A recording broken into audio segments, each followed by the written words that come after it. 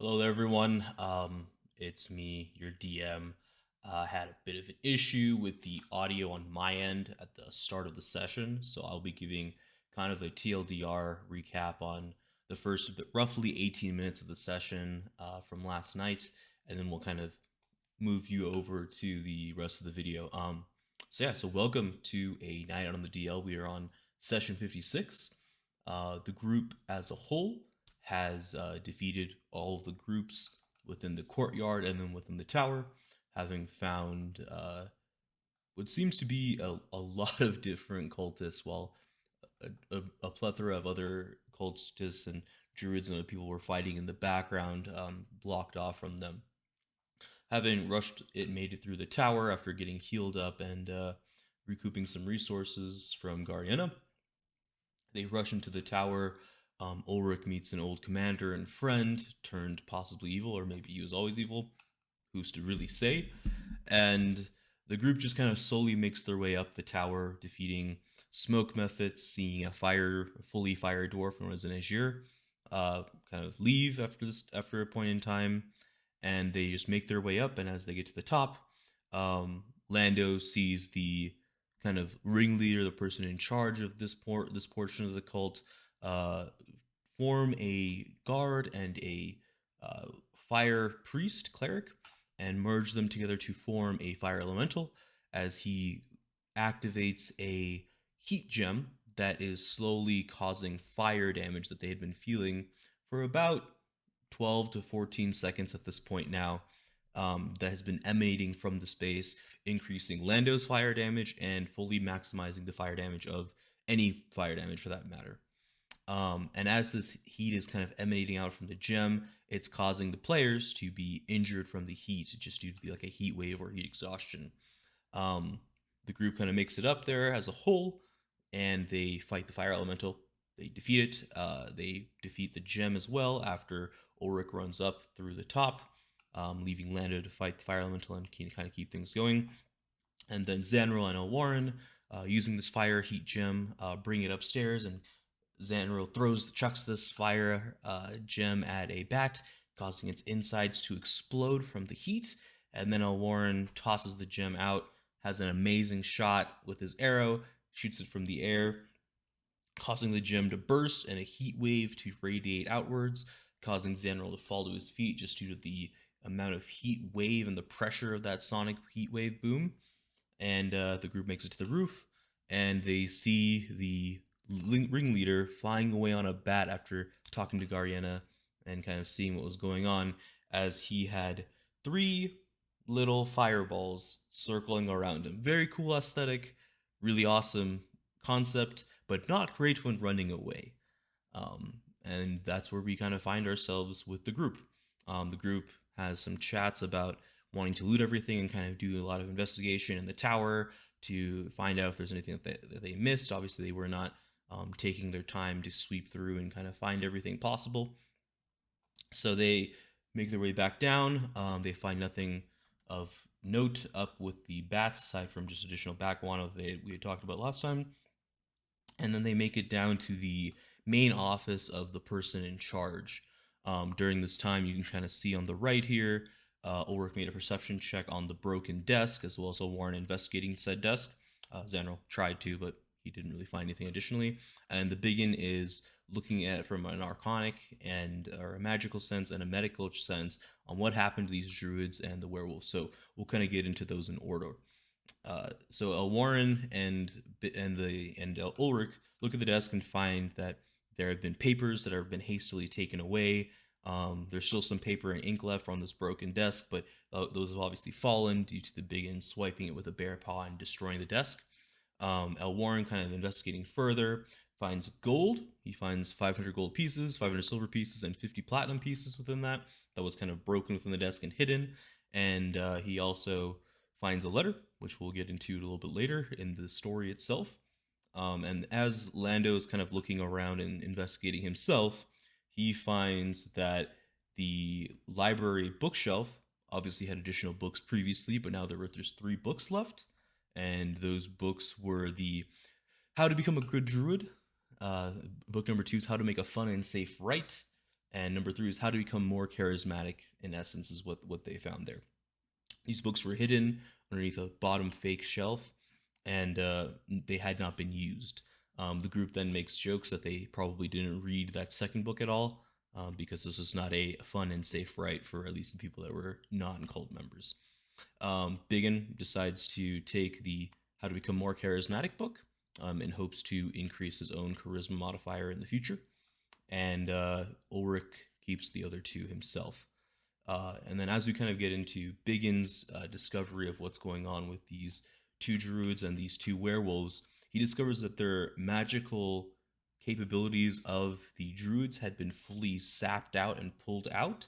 Their magical circuits and magical pathways had been fully disrupted, and the werewolves had their lycanthropy powers seemingly pulled out of them at one point, and the four of these creatures had their powers merged together and kind of brought back in. But it seems as that magic was put back in and the lycanthropic powers had been put back into them, their bodies couldn't really handle that sudden change, and their internal organs were all messed up, and it was just a truly terrifying and tragic scene as a whole. During this time, BigYin is kind of trying to figure out what exactly happened, and that's kind of where we end up with the start of back to the recording. So I'll kind of get us back in there, and Lando will probably also be wanting to look through Eliezer's belongings here as his dead body sits there. So yeah, with that, I will let us get back into the game. Thank you for listening. But I have the understanding correct. It happened while they were still alive. It wasn't something that happened after they were already dead. Oh yeah, no, I get that they were still alive when this happened. And the reason why I want to make sure I understand this is because I'm about to try and explain what I'm seeing to Ulrich, and I want to have the right amount of disdain in my voice. Sure. Yeah. I'm trying to use my player's brain to make sure, and my understanding of human biology and medicine, to basically understand what happened. Yeah, that's pretty much what happened. That you can glean from your checks. So at this point, BigYin just slams his staff down, and while he doesn't have any magic, there's still a vibration of energy just like trickling out through the wood in the floor. And I just start growling. Like, what I'm seeing is an abomination of magic, as I see magic. Like, I see magic and information as like useful tools, but this is an abomination. And I'll just kind of beckon Elwarin and Ulrich over. I'll say, "This is an abomination, lads. This shouldn't have happened. This is wrong. Do you know what they've done here?" Ulrich's like, I don't know what you're talking about. This is what magic does. This is literally all I've been talking about. Like, this BigYin is gripping his staff so hard it's gonna shatter in his hands if he's not careful. Yeah, he's and Ulrich's looking at Ulrich. Yeah, Ulrich's like, yeah. Why do you think I'm? This is why I have problems. This is the irresponsible use of magic. This is its abuse. This is some demented, crazed individual thinking he can make something better than what nature has already made possible. Creatures can be born with magic. It's natural for them to be born with it. It may not seem natural to you because you don't have it. But for them, it wasn't magical. I never said that. I never said it wasn't natural. I'm just saying this is what magic does. This is what happens when you abuse it. Well, welcome to the real world. Real world. Wander off. I just angrily stomp off downstairs. Not happy with Ulrich right now. Okay. Are you guys moving downstairs now? I was just gonna try to at least have a look at the letter before I go anywhere. Yeah, before you guys move out. The letter at the very top has a name you haven't heard in a long time. A name you are intimately familiar with. You happen to have worked with this person for a period of time. Joffer is the name that this seems to be from. Okay. It says, "Hello, friend. It's been a long time since you disappeared. I'm so glad I finally found out where you are now. I have left the town of Wilton. I've been looking for you. Your brother has been in search of you as well. and we had a group of adventurers come through, try to help find where you went, and deal with the aftermath of your little experiment with the wolves. And I find myself in a interesting situation and fallen on some trying times emotionally. I hope to hear from you soon, and I hope to reconnect with you. Maybe you can help me learn how to deal with this feeling that I have inside. And within that, you see the list of all of your guys' names. He lists out who you guys are, what you guys look like, and at the very bottom he says, "Revenge will be sweet one day." It's Elwarin, BigYin, Brooke, DQ, Useless. I think that was it. I think that was the 5. Yeah. He doesn't know who I am. No, he does not know who Ulrich, Zanril, or Lando are. Who's Joffer? I think that's before our time, right? Correct. That's And fine. just to This is a clarify, table talk question. the letter was from Joffrey, not to Joffrey, right? Correct. From Joffrey to the person you were supposed to be looking for originally in the town. It was the cleric's brother who had gone off, a sorcerer who had gone off and caused the wolves of Welton to become magical. And Do you have a name for found that guy? him.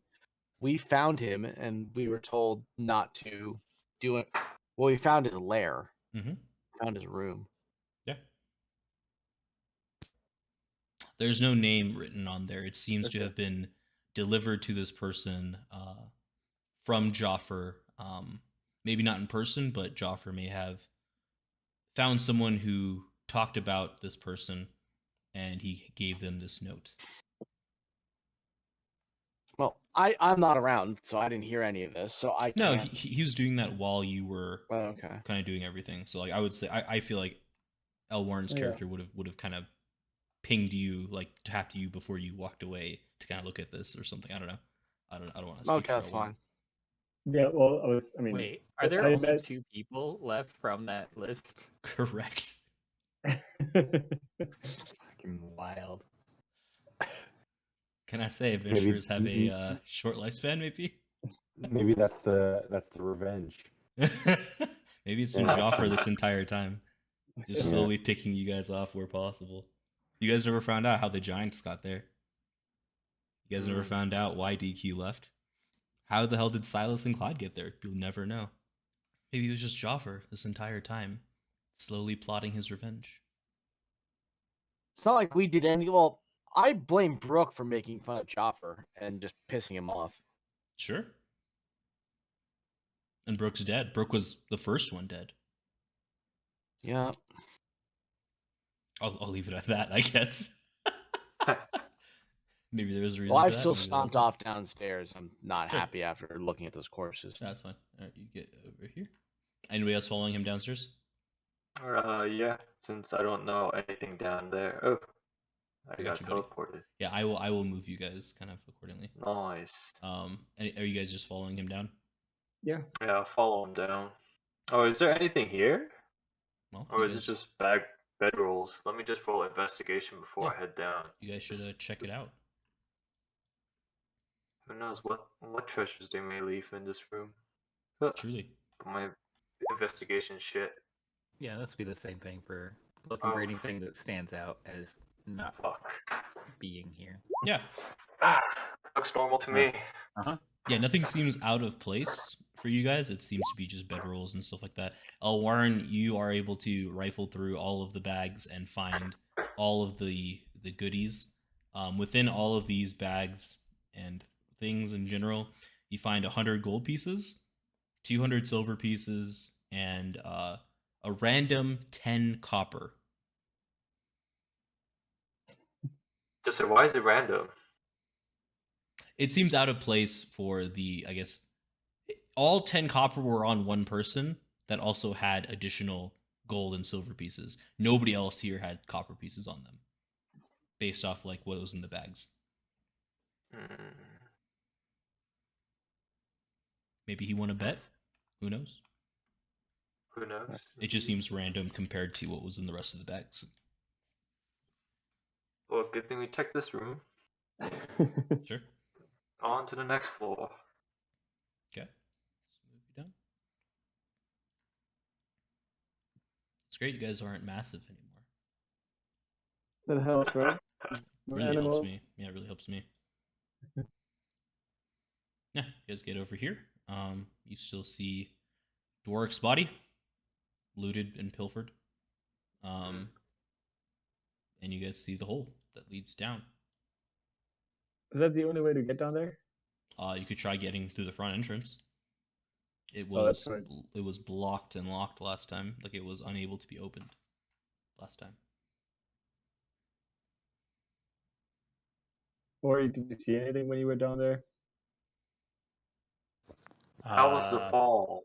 I mean, it hurt. I would recommend it. I saw a bunch of crap down there. He's like, I didn't enjoy getting thrown off the side, but Well, we do know that someone disappeared down there, so either there's something like a teleport to get out of it, or there's a tunnel or something. It's got to be down there. To get Or out of it. went through. Maybe they unlocked the front door and went out through there. Maybe. I got ropes. Yeah. I'll set about setting up a little knotted rope to get down. yeah, and it's about 20 feet, so you probably want to set up like a 30-foot rope, just to like be able to tie it down on the top side here and kind of let it fall out. Where's my rope? Having rope. And you can obviously recoup like 90% of this rope, obviously, or more, depending on like how well you roll this survival check to keep it all together. Don't die. You all right? Don't die. There's no length on this. I think you started with 100 feet, so we'll probably see you have like probably like it's 10 pounds of rope. That's fucking crazy. well, it's 100 feet, right? So yeah. So cool, yeah. So you guys spend. You can roll for it, or you can just spend the time to do it. I'm not really that concerned. You guys aren't like bricked by time by any means. So what would you like to do, Ulrich? Well, I'm just gonna tie. Like I have the rope. I can put little like knots in it, so it's easy to climb down and up. And like I have a hammer. I can like literally anchor it into the platform we're standing on. Okay. Yeah, that's fine. Like, I was asking, like, were you trying to make it like quick and dirty, or were you spending? No. There's we just spent an hour sitting on top of the roof. Yeah, I'm just verifying. Yeah, I'm just verifying. We're not really in a hurry. Yeah, no worries. Cool. Yeah, so he takes the time, and you guys have that. So you guys have a rope down, so you will no longer be just jumping off unless you want to. You are more than able to just hop off. You have full HP pretty much. During the time he's like doing the rope, can I like just like run towards the front door and all that, see if it's like unlocked or anything? Sure. Yeah. I'll say like it takes you probably around the same amount of time. As you get to that front door and you kind of like push into it, it's a push, not pull door. Mm-hmm. It seems stuck. Oof. And then you kind of run back up and say, "Yeah, guys, we can't go out the front doors," or something like that. Or how you want to say it. All right. So we'll say Lando went down first. Yes, I did it well. Yeah. He slides down like a fireman down a fireman's thing. Oh shit. I was planning to just jump off, but that's cool. You can jump too. You'll just be taking damage. Never mind. It is 20 feet down. Idea of Ulrich spending like 5 minutes putting together this rope. He just jumps down. So did you dump or did you take the rope? I took the rope. Okay, cool. I took the path of least resistance. Yeah, so as you're climbing down at the rope, you just see it's like heavy, big piles of dirt and trash and just it's massive piles of that kind of everywhere here. There is no real path to this space that you're looking at. It is trash and dirt kind of piled high throughout this entire space. As you're kind of looking around, you guys can all just kind of see from where your vantage points are, and as like Lando kind of like is like tapping things and kind of like feeling where he can step. You do see what seems to be like heat spots within the space, in a few different locations, where it seems like a fire had burned something as it was kind of moving its way down. But there's no like path, if that makes sense. So there's no exit. Not that you can see. You would guess that you probably would have to dig to get anywhere specific. Or burrow. I'm gonna stay up in case someone needs a hasty retreat, so I can like pull them up. Okay. That makes sense. Sure. So if people want to go down, and then say Zanril wants to get back up, but doesn't have the strength for it, I can pull him up. Yeah. Does that pit lead somewhere else other than the ground floor? Who knows? My athletics is pretty shit, so I'll probably stay up with you. I mean, you can just climb down the rope without like Lando did it like with style, right? You can just climb down and just take the time to climb down. Yeah, it might be slow. I think technically it's like a DC of 5 for a knotted rope. Yeah, like I said, you can, and I would say if you just want to be slow and methodical and do it without rolling, you're gonna look fucking dumb. It's gonna take you a long time, but you won't like fall and break your neck. Yeah, that sounds fine too. He's like, maybe I'd rather just die of the embarrassment than like take 5 minutes to climb down. Right, that's feet. why I'm fine. Ulrich staying up top for the hasty retreat part. If you need to get out real fast, I'm here. Yeah, sure, cool. Yeah, so I guess I'll aid in going down the pit. Why not? Yeah, so Zanril heads down. You're going down too, BigYin? Yeah, they might need it. Sure. Elwarin, you staying up here? Or you going down? Yeah, I'll wait up here for now. Cool. Yeah, so the three of you guys kind of get here. You can't see that yet. I know the map is, anyways. You can't see that yet, but it's just dirt and trash everywhere. But there seems to be something that goes in this direction, like heat, but it's not like a path, if that makes sense. Yeah. Is it dark vision down there? Is it like pitch black down there? Because I have no vision. Yeah, you should have dark vision, dude. I don't know why. Well, the goggles are on, but nothing's been revealed. Wild, 1 second. Can the rest of you guys see anything down there? Oh, I see everything. You should be able to see, dude. What are you talking about? There it is. I can now see. What? I did nothing change. I didn't change anything. Wild. It's a screen loading, you know. Yeah, that's probably what it was. Yeah, it's probably screen loading. Well, yeah, okay. You may not have scrolled down or something. I don't know. But yeah, so like I said, you see heat marks kind of all around that kind of lead towards this I guess north in this situation side, but you don't see a path, if that makes sense. So you'd have to spend some time digging to get to the bottom to try to find out what you're looking for. So investigation? Sure. I guess that will determine how long it takes you guys to dig a path. Yeah, single-digit investigation rolls. Oh! Zanril, you start going in the opposite direction towards the door that you originally wanted to try to open. Oh, can I like unblock that door or something? Yeah, that's fine. Yeah, so you end up over here, and you're able to unblock that door after spending some time doing that. BigYin, you also head towards that same direction. So you see Zanril just look very confident and dive in one direction. You're like, oh, he must know what's going on. You also kind of dive in that same direction. And we'll say that Lando just kind of comes along, and you guys spend 4 or 5 minutes just kind of like moving dirt and like opening a pathway so like one person can fit, and you open the door. And Zanril, you see the courtyard in front of you. Oh, wow. I don't want to move you to the other map because that'll just be messy moving you back over here. But the door is open that you can like now open it up. The door's no longer stuck. Yeah, and as you kind of like say that, there's like a small rumble behind you as it seems like the pressure of you kind of digging, you guys kind of digging this, moves the dirt kind of out from that entrance, and dirt just starts to pour out of it. And you go for a bit of a ride, along with Lando and the BigYin. And then after like a minute or so of it, just like all this dirt and kind of trash and everything that kind of coming out the front, you're able to kind of walk through, and you can see now a pathway leading right here to this. See, I knew what I was doing. I was right. Right. Well, shall we go then? Yes. Yeah, and I would say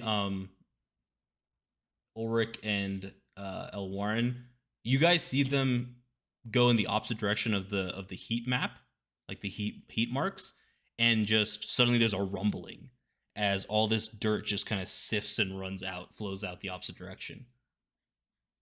And you now can also see kind of like a small pathway. There's still dirt kind of lining the sides and trash lining the sides here, but the middle portion has fairly emptied out. And there's still some dirt and trash on the walkway here and in the space here, but it's not like fully congested where you can't walk. It's just gross, for lack of a better term. There's like excrement and stuff like that also within that mix. Y'all alive? It would seem that way. All right. The rope did get tugged a bit when some of the dirt started kind of like rushing through, and now you kind of see that the rope is about 10 feet short. But Well, good thing we got a way out. Yeah, I was like, but the entrance is open. That you saw them kind of like come out, and you see some the fire, like light of fire, kind of emanating from the south side. So you're not as concerned about them not being able to get out. Yeah. Actually, then in that case, I'm gonna start dismantling the rope. All right, cool. You could come down. Yeah, I'm working on it. Yeah. So do you guys want to wait for getting my crowbar and like getting all this? Yeah, we'll wait. Okay, cool. All right, so we'll just say you guys wait, the 5 minutes or so that it takes Elwarin and Ulrich to get down here. Probably less than that. Probably like 2 or 3 minutes, honestly. Probably doesn't take that long. Yeah. Take the stairs down so I don't take any damage. Yeah. You guys took the stairs down, walked out to the entrance, see this massive amount of dirt and trash that now is like spilling out of this entrance to this, crazy tower, and then you guys just kind of walk in. Sounds about right.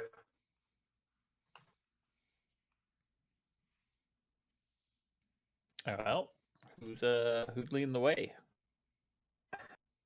I'll do it, I guess. I was like, Lando, you So that's the exit. Oh, There's nothing there right now. Like, it's on a different map, buddy. But that is the exit. That is like the front door. Nope. Why are you just walking through shit, dude? I don't even know how you do that, man. Like, I don't understand how you're able to do that. Like, it should be blocking you from doing that. Because I have super DM powers now. No, I'm able to go through walls and shit now. I can breaking the fourth dimension. You shouldn't be able to do that. Whatever. I don't have time to deal with this. Yeah, I will move you guys, I guess. But yeah, so as you guys kind of approach this entrance, it is a wall of stone that has etchings and carvings on it. Ulrich, it looks Arcana check. Sure. Before that, Ulrich, it looks almost like dwarvish, but it's not quite dwarvish. Like, you can't make out any of these symbols, any of these configurations to make a word. Why do you keep fucking moving, dude? Sorry. Like, I don't even know where Does you it went. look like? Where the hell did you even go? I don't. My screen's all black now, and I can't see anything. Yeah, I don't know where you went, dude. I don't know. I have no idea where you moved yourself to. Like, you're completely off the map. Oh, I'm back. But where? Oh, there we go. Let's go. Oh, you got tiny. Okay. He went rogue. I have no idea where your character thing your token even went, dude. It's wild. Yeah, so with the Arcana check, you guys can see that there's magic emanating from this door. It feels very similar to the magic that was on those bars that you found at the monastery. Fuck.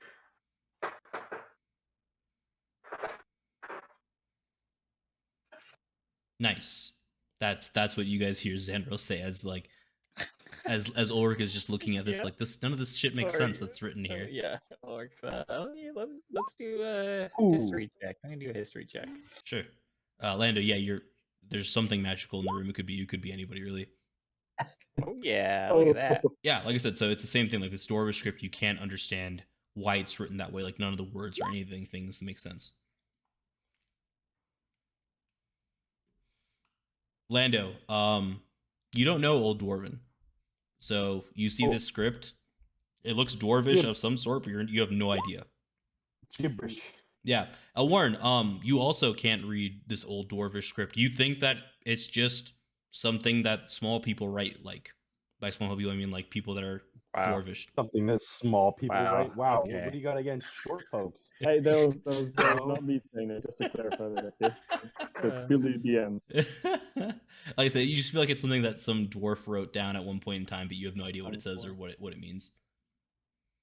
Not looking to understand it, DM, but I actually like to ask Ulrich for one of those dwarvish books he has and compare it to any of the older scripts any of the old examples of dwarvish script we've come across, because we can tell we've definitely come across other versions of this script from what I recall. So I guess I'm looking at Ulrich. I'm like, is this similar to what we've seen before? Is this the same language or the same hand even? Do you think? I wouldn't be able to DM. Like I said, it is a very old archaic dwarvish, the script, like just like the way the letters are written, but none of it makes sense to you. It's not. It is not similar to the books. No, but it is like the script is older than that. Like it is like possibly like the very first kind of script of dwarvish from way, way, way back. And it just doesn't. It looks like gibberish to you, like I'm sure old English would look like to us now reading it. I don't know. I've read some old English. It's not too hard. It's cursive, isn't it? Okay, cursive. Man. It's cursive. Yes, it's dwarven cursive that you guys don't know that exists. I know Draconic, Druidic, Elvish, and Giant. You can't read it, buddy. Because I know I can't read it. Yeah. Well, it's none of those. Yeah, or maybe ask some dwarven outside help. There's people outside. Maybe one of them could read it.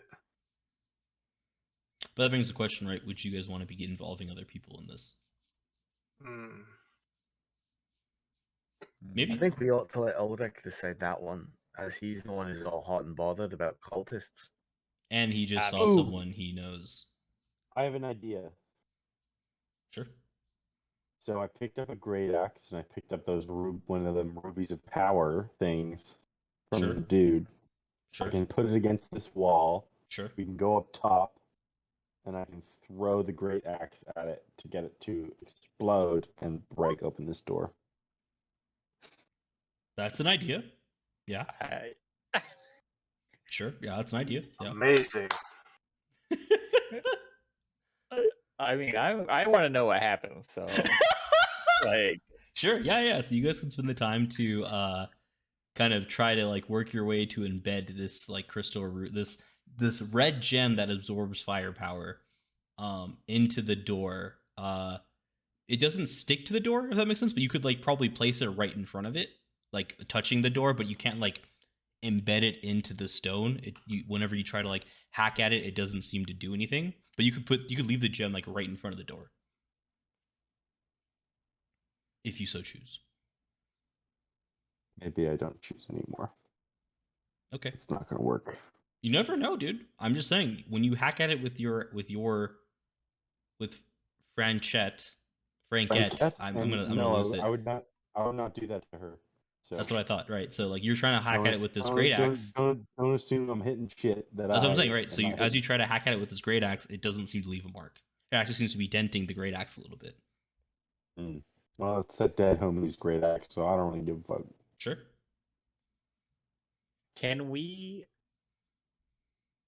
Do I know enough about the language that I can write it down? I could say you could copy down what the script is, but you would not, like I said, be able to interpret what it is. What does that mean? Like, would I be able to write it down and translate it later? That's what I'm saying. You don't think that you could translate this? Like, you don't think there's any record of this kind of script anymore? But I could technically make a accurate copy. Yes, you could make an accurate copy, but like I said, with your history check, you don't think that's a script that's written anymore or used anymore. Yeah, that's what I was saying.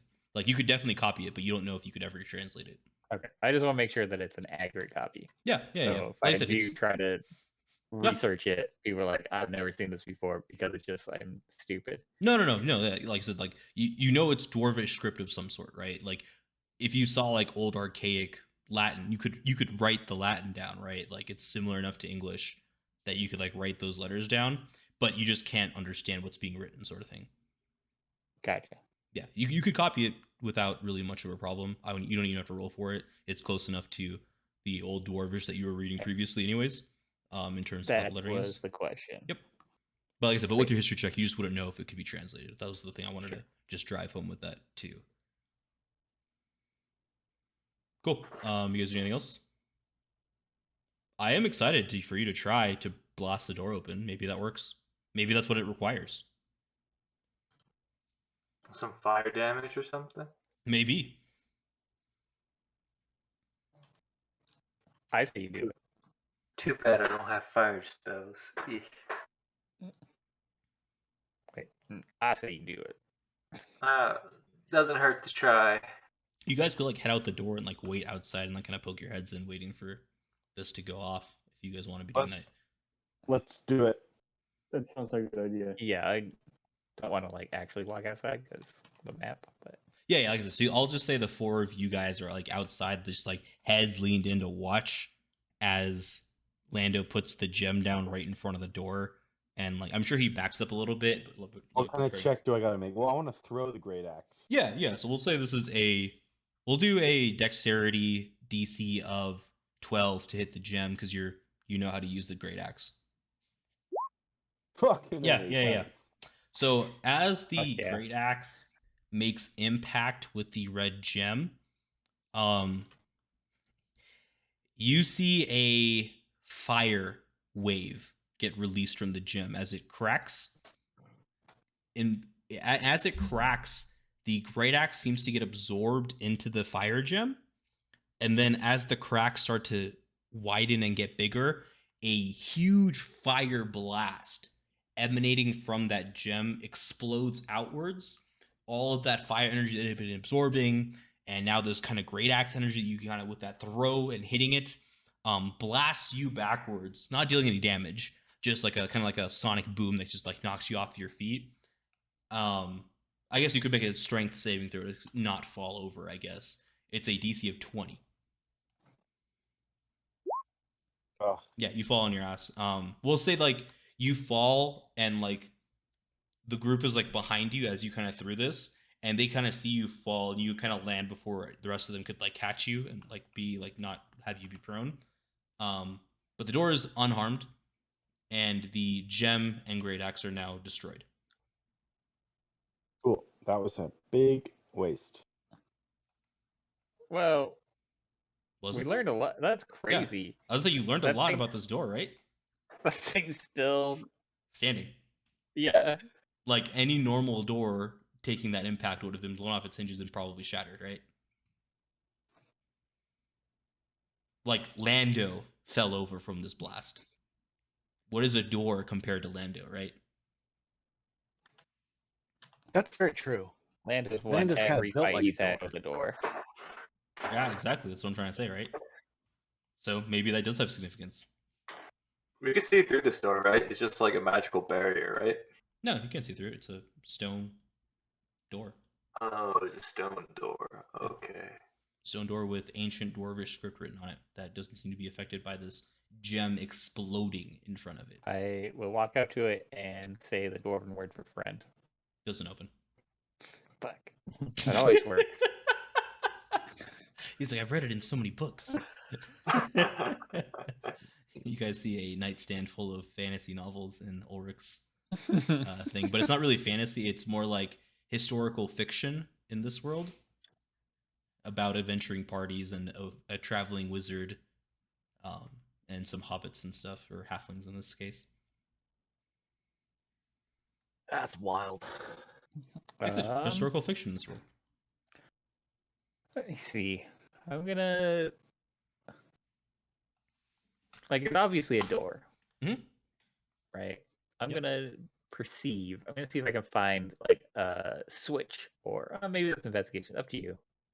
Like I said, if you're like trying to feel for it, I feel like that would be investigating with perception, so you can roll both, and we'll take the higher of it because you're kind of actively doing both. I'm gonna help him out. Sure. Oh. 13. Okay, let's see what the investigation is. God. Not intimidation. You're not intimidating the door, buddy. Thank you. Yeah. Maybe. He's shouting at the door. Open, God damn you! I'm damn saying, you. and he's saying this all in Dwarvish. Cool. 13 overall. Nothing. There's no switch. Yeah, Nothing. Kidding. Lando, you see nothing. Also, you kind of copy what Ulrich is doing, trying to like from a different angle, and you don't feel anything either. Elwarin, I think you were trying to say something. No, all Okay, good. cool. Sweet. No worries. Yeah, you feel like there's nothing more to be gained from this door. It feels, like I said, similar, that Zanril probably let you guys know, to what you guys found at the Sacred Stone Monastery, where it's magical of some sort, and you're not able to open it with your current knowledge. Okay. Actually, I'd like to do one more thing. I'd actually like to cast Detect Magic. Sure. I'd like to walk up to the door and cast Detect Magic. Sure. You have no You should spell cast slots. this ritual. As a Fearbolt, I get to cast it once a day. Okay. Cool. So, It's magical, yeah. Yeah, There's so- a bunch of different properties going on with it. Okay. It is so ambiguous and old that you can't tell the full properties and full nature of this magical door. But there seems to be a password of sorts, like what you found down at the Sacred Stone Monastery, that needs to be said for this to open. Open sesame. And Dwarvish. I'm Latin Dwarvish. I'll look at like at Ulrich and say, what's the Dwarvish word for friend? I already said it. As you can see, BigYin has also been reading the same historical fiction books that Ulrich has been reading. I thought I might just try it one more time. It seemed like an interesting idea. Yeah, I'll tell him. Maybe coming from a non-dwarf. They don't trust the dwarves saying it in Dwarvish, but they'll trust the Fearbolg. Like, well, of course, a dwarf is a friend. Sure, yeah. You can roll a performance check, BigYin, to see if you can match the guttural pitches of the Dwarvish word for friend. Performance, it's 0, so it's not a -1. It's positive, yeah. Could be worse. Yeah. Ulrich, as you kind of explain how to say it to BigYin, he's just not hitting it. It's just not working. It kind of sounds like a bear is trying to talk to you. It kind of feels like the BigYin is in his bear form, attempting to speak at this point. All right, yeah, it's a sound. Yeah, I'm sorry, mate. You know, some languages are just harder than others for me to get my head around. Yeah, I can tell. We'll work on it. Sure. Cool. Sweet. You guys do anything else in this space? I don't think so. Cool. All right, sweet. So we'll say you guys We're good to kinda go. head out back to the courtyard. Everybody's waiting for you. To finish up, let's move you guys down. Like I said, there's dirt, trash, garbage kind of all over the place here.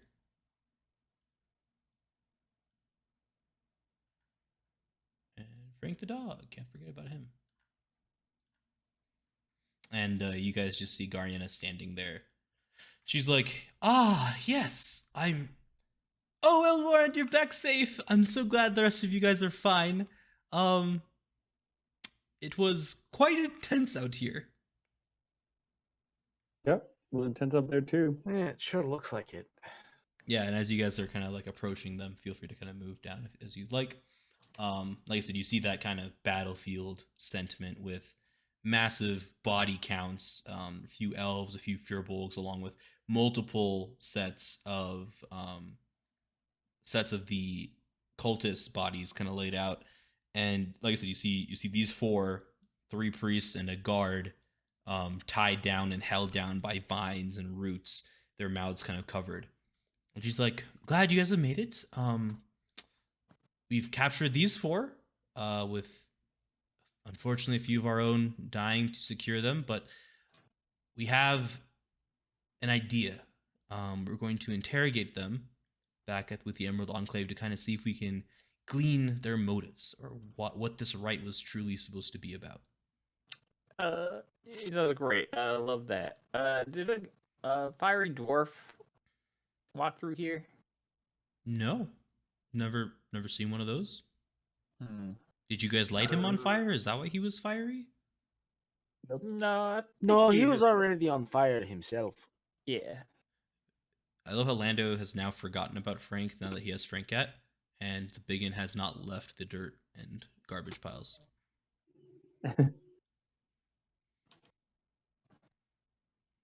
Yep. Never Okay. forget Frank. Interesting. You clearly did, dude. You clearly did forget about him. He's right next to me. I don't know what you're talking about. Sure. I don't think he was in the tower. Was he waiting outside? He was He waiting was outside. waiting outside. Yeah. Good boy. Patiently and ever loving and ever caring, as per usual. Was he ever loving? To Lando at least. Lando believes so. Like, I thought he was just emotionless, just like standing there. Pretty much. He's got a tail that wags. Oh, Is that right. fair? It's clay. It's a clay tail, but it's a tail. Well, I imagine it was just all stiff and just not moving Yeah. at all.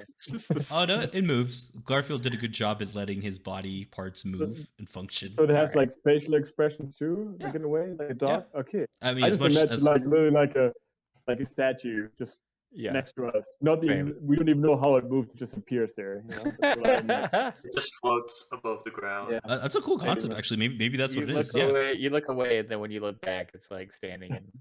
It's like one of those It's- angels. it's Yeah. always From watching. Doctor Who. just like a quarter of an inch off the ground, like enough that you couldn't see normally, but it just speeds along you guys. Maybe that's how it is. I had the idea that it was a clay doll that could like move its mouth, but it was like kind of stiff in the mouth, but its like arms and like legs and its tail were like fluid enough to move and like keep up with you guys. Okay. It's like stiff expressions, but there are expressions of sorts. Far more normal than I had Yeah. in mind. Definitely a different picture than I was imagining. Mhm. Glad I was able to clear that up. Yeah. That sounds like an evil doll that's just been following you guys around. And he's not always there. Sometimes people forget about him. So I didn't Its know. eyes are always open. That is an issue. It doesn't Okay. blink. So that is, I guess, that is Frank something. Frank just is only stares at there you. when you remember Frank is there. Pretty Yeah, much, exactly. yes, yeah, pretty You much. say Yeah, his name and he pops up. Yeah. yeah. Oh, He breathes and lives whenever you guys believe he breathes and lives. Yeah, Right? so we're just like, oh shit, that's right, Frank. Jesus Christ. And then you guys turn around and he's just there, waiting, tail a wagging, eyes just staring deep into your souls, piercing them with its non-moving, no-colored eyes. In reality, it's Garfield with his consciousness inside, just Maybe. watching you. Maybe. Yeah, freaking Garfield. Bastard. Showing up in my Indeed. game. Sure. Yeah. I have doubts about that Garfield now. I've got a feeling he can tread between worlds and between realms. One could say the same about BigYin. I think Arguably. he's a planeswalker. One could say the same about a BigYin, arguably. Maybe that was a future BigYin. In a different timeline BigYin. Quite the non sequitur. And Guardian's like, Aye, why are you well. talking about Garfield? She's like, we all know who Garfield is. Why are you talking about him? Eh, I've got Well, a bad feeling. Any of y'all, again, I keep telling you. Anyway, any of y'all have anything else you want to bring up here? I kind of want to figure out what happened with that fiery dwarf man. Yeah, no, we didn't even know there was one. Well, I was kind of hoping that us letting him go, he'd like walk into you guys and you'd capture him, and but Oh. you haven't seen him, so it was kind of weird. No, I didn't. We honestly didn't know what was going on in the tower. We just took you guys a second. Then we saw you guys on the roof, hanging out, taking a breather. Yeah, there was like some sort of magic thing that was getting perpetually hotter and hotter, so we had to get rid of that.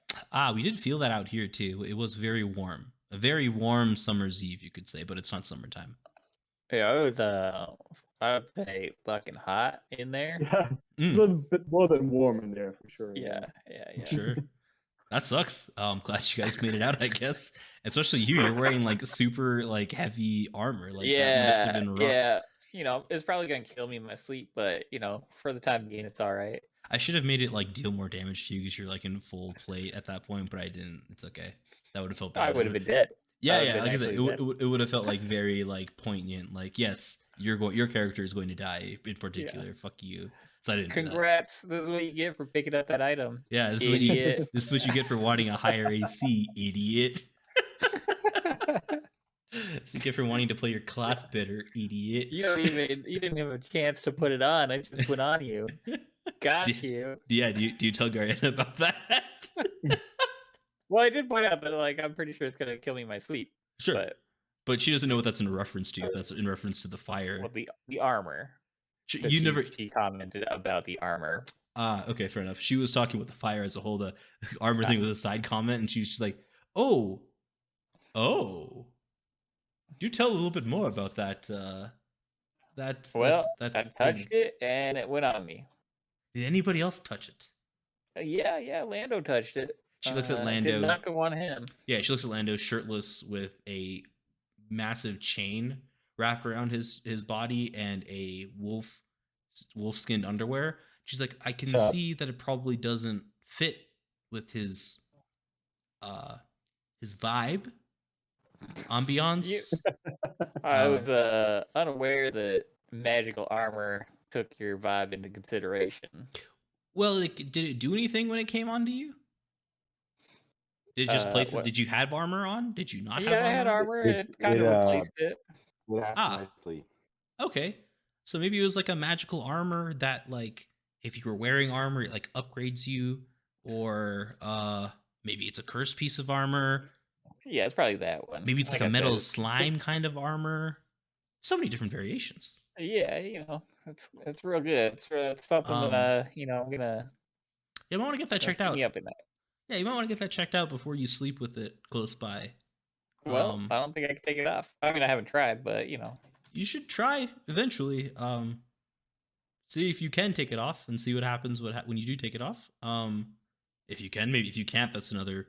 I don't know how comfortable that would be to sleep in. Yeah, well, we'll see. Yeah. You'll know when it's screaming. That's disconcerting for a couple different points. So that's how you guys would know, is just when he screams versus him vocalizing it. But that I guess it's just how you adventurers roll. And she kind of looks at you, Elwarin, and she's just like, "What have you gotten yourself into, buddy?" I'm just like very slightly shaking my head. Pretty much I don't know.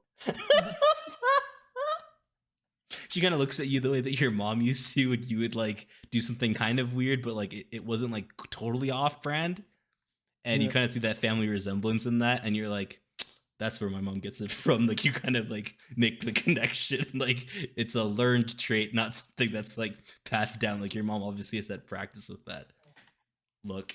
And she's like, yeah, well, I'll point out it's not entirely his fault. I mean, we were in a wee bit of a predicament, and we didn't exactly think through all our situations, as we were kind of trying not to get burned to death while clearing out the tower. Yeah, no. We'll get this armor thing sorted. It's just, need must. Yeah, no, totally understand.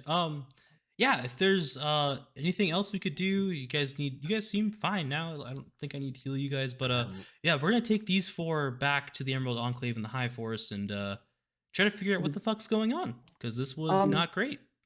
Did you ask them any questions so far, or just you haven't spoken to them yet? We captured a few, and they bit their tongues out and killed themselves before they spoke. Okay. So that's a familiar tactic we've seen before. Yeah. So we are looking to. Do you have any cats about or something, or did they just repeat that? Did you have any cats about? Cats? Because a cat got your tongue. And then she kind of looks at both of you guys, and she's just like, "That's the first time I've heard that phrase." Interesting. Again, I'm just slowly shaking my head in the back. Like, no. She's like, no, but I think it was just more of a, like, they didn't want to reveal information. So we're going to try to charm them or put them under a zone of truth or make them immobile and then try to maybe dive into their mind and kind of get information that way. There's a few different tricks, and we use the Harpers also. They kind of help us out once in a while to get this taken care of. I will let Gariana know about the experimented upon bodies we found upstairs. She looks and horrified when you talk about that. I know, it's a right abomination. And she's like, "Oh my, that makes so much sense." And as you guys are kind of looking and you see kind of the spaces that there are werewolf bodies, within that space, you kind of see the same thing where there's one bigger wolf or bigger wereboar that has exploded. Like you only see the bottom half of its body, and the top half has exploded. And she's like, "We thought it was strange that they were getting more agitated and more intense, and I believe that might be the sign of the explosives. They must have finished. Explosions. They must have figured out how to do it then. They must have figured out a way to put a trigger on it, or a glyph of warding, a glyph of warding, perhaps, that once a certain condition is met, that it triggers a mass energy release, destroying the tissues. But from what I found inside, they had not figured it out, and the were creatures up there, their whole insides were rearranged to the point where they could not exist on this plane and survive. So they must have gotten around that hill, but they managed it. It would seem that seems to explain why we had some exploding ones. Interesting. Well, we'll go get their bodies and bury them. Both werewolf and druid. Nobody deserves to die like that. That's horrific. Yeah, and we have a few of our own to bury. We'll need to figure out. We probably should also bury these ones too that have died. One other thing. Yes. Do these cultists have any symbols on them? Yeah, they have their fire cult symbols. Might we have one? Yeah, there's plenty. She gives you guys 5. All right. Add it to the collection. Sure. Yep. We hand them to Ulrich. Well, we have a wee bit of a collection going at this point. You could each have 1. Yeah. That's why she gave you 5, yeah. She assumed all 5 of you wanted 1 each when you asked about it. She kind of gave 5 to Lando, and you guys just kind of passed it around is how I was imagining that. Yeah. So Gariana seems quite troubled upon hearing the news about the experimentation and kind of the tragedy that was this space. And she's like, I had people scheduled and posted up in the hills in case this was some kind of horrible thing, but this is just getting worse and worse the more I sit here and think about it and hear more things about it. She just kind of shakes her head and kind of shudders. Reminds me of those necromancy wars. Aye, you're not the first one to bring that up with us. We've actually spoken. Well, we've spoken to a few people who've referenced those. It was quite a long time before your time. Even you, she looks at Ulrich, even before your time. It was horrible. I lost a son in that war. And she just kind of looks off into the distance.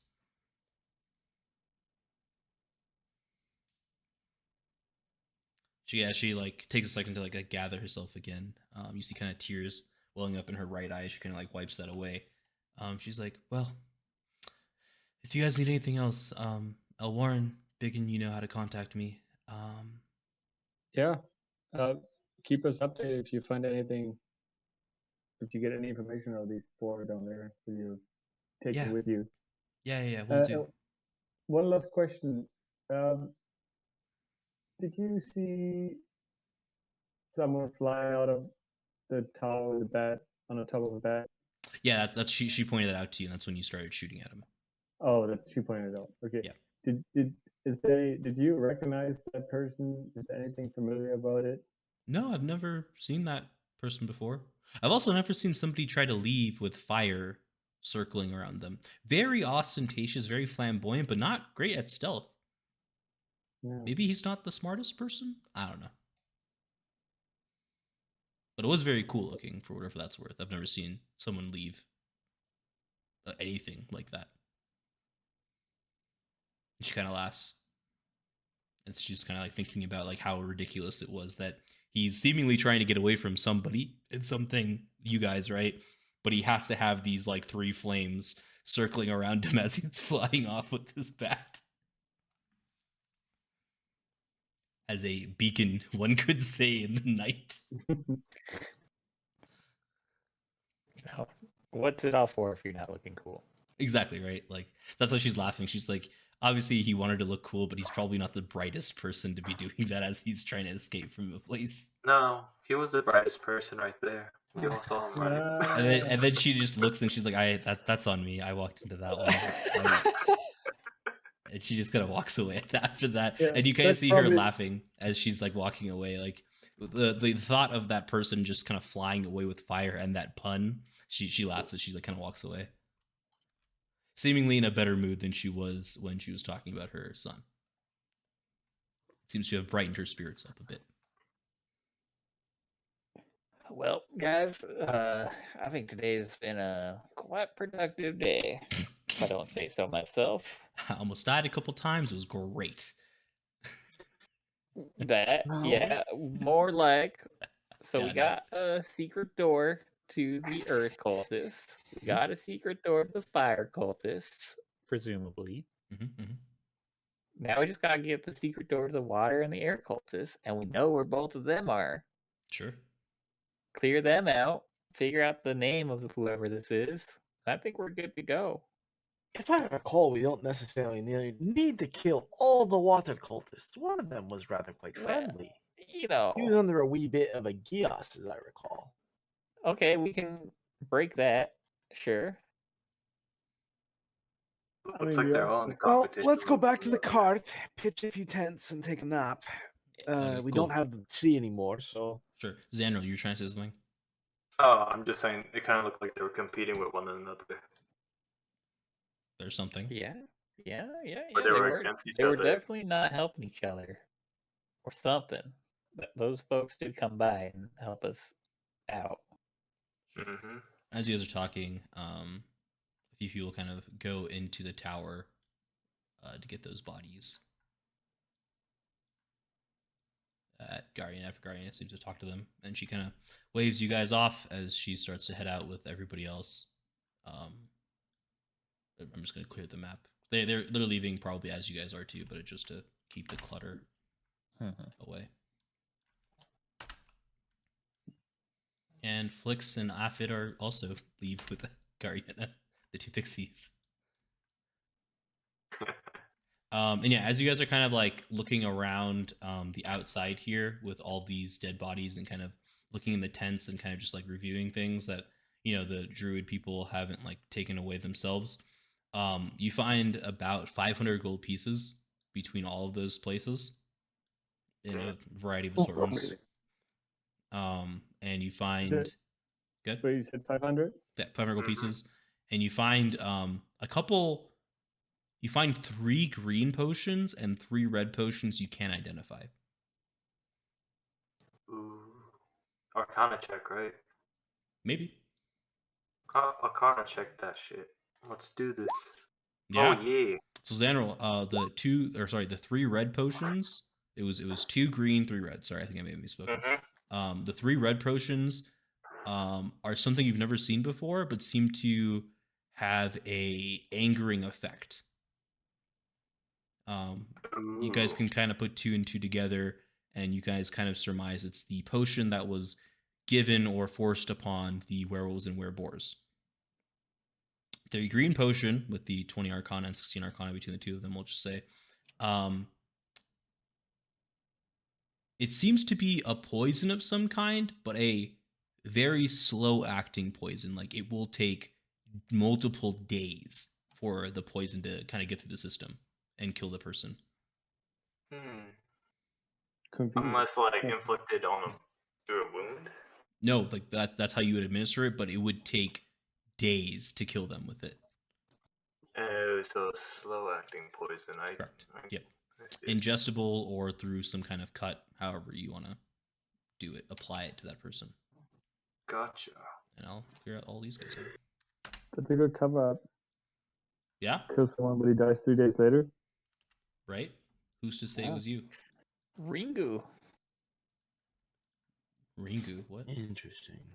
He Um, died 3 days later. Oh, Once you see me, you'll die in 3 days. that's gonna be Ulrich's specialty now. He's just gonna tell people that you've seen me once and now you're gonna die in 3 days, and then it happens, and then it's a living legend that Ulrich is a curse upon this earth. Meanwhile, I'm like Lando, Yeah, poison him. poison him, get him good. Just hit him with an axe or something. Do something.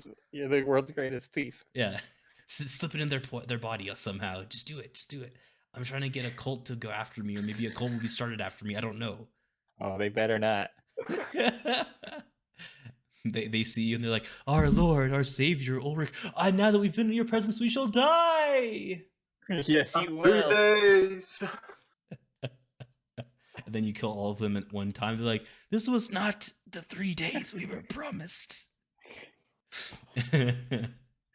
That would be wow. That would be a great way to end the campaign. It's just you guys are all fighting and like tracking down all of the cult people that are worshiping Ulrichs and the deityism that has come from that. Nah, I mean- it's like we defeat the big bad evil guy, and Ulrich becomes the next one. Yep. Plot twist. All because he's been spreading this misinformation that as soon as you see him, you will die in 3 days, and it's happened multiple times. People that haven't died immediately have died in 3 days. Prophecies Alright, are Very true. well.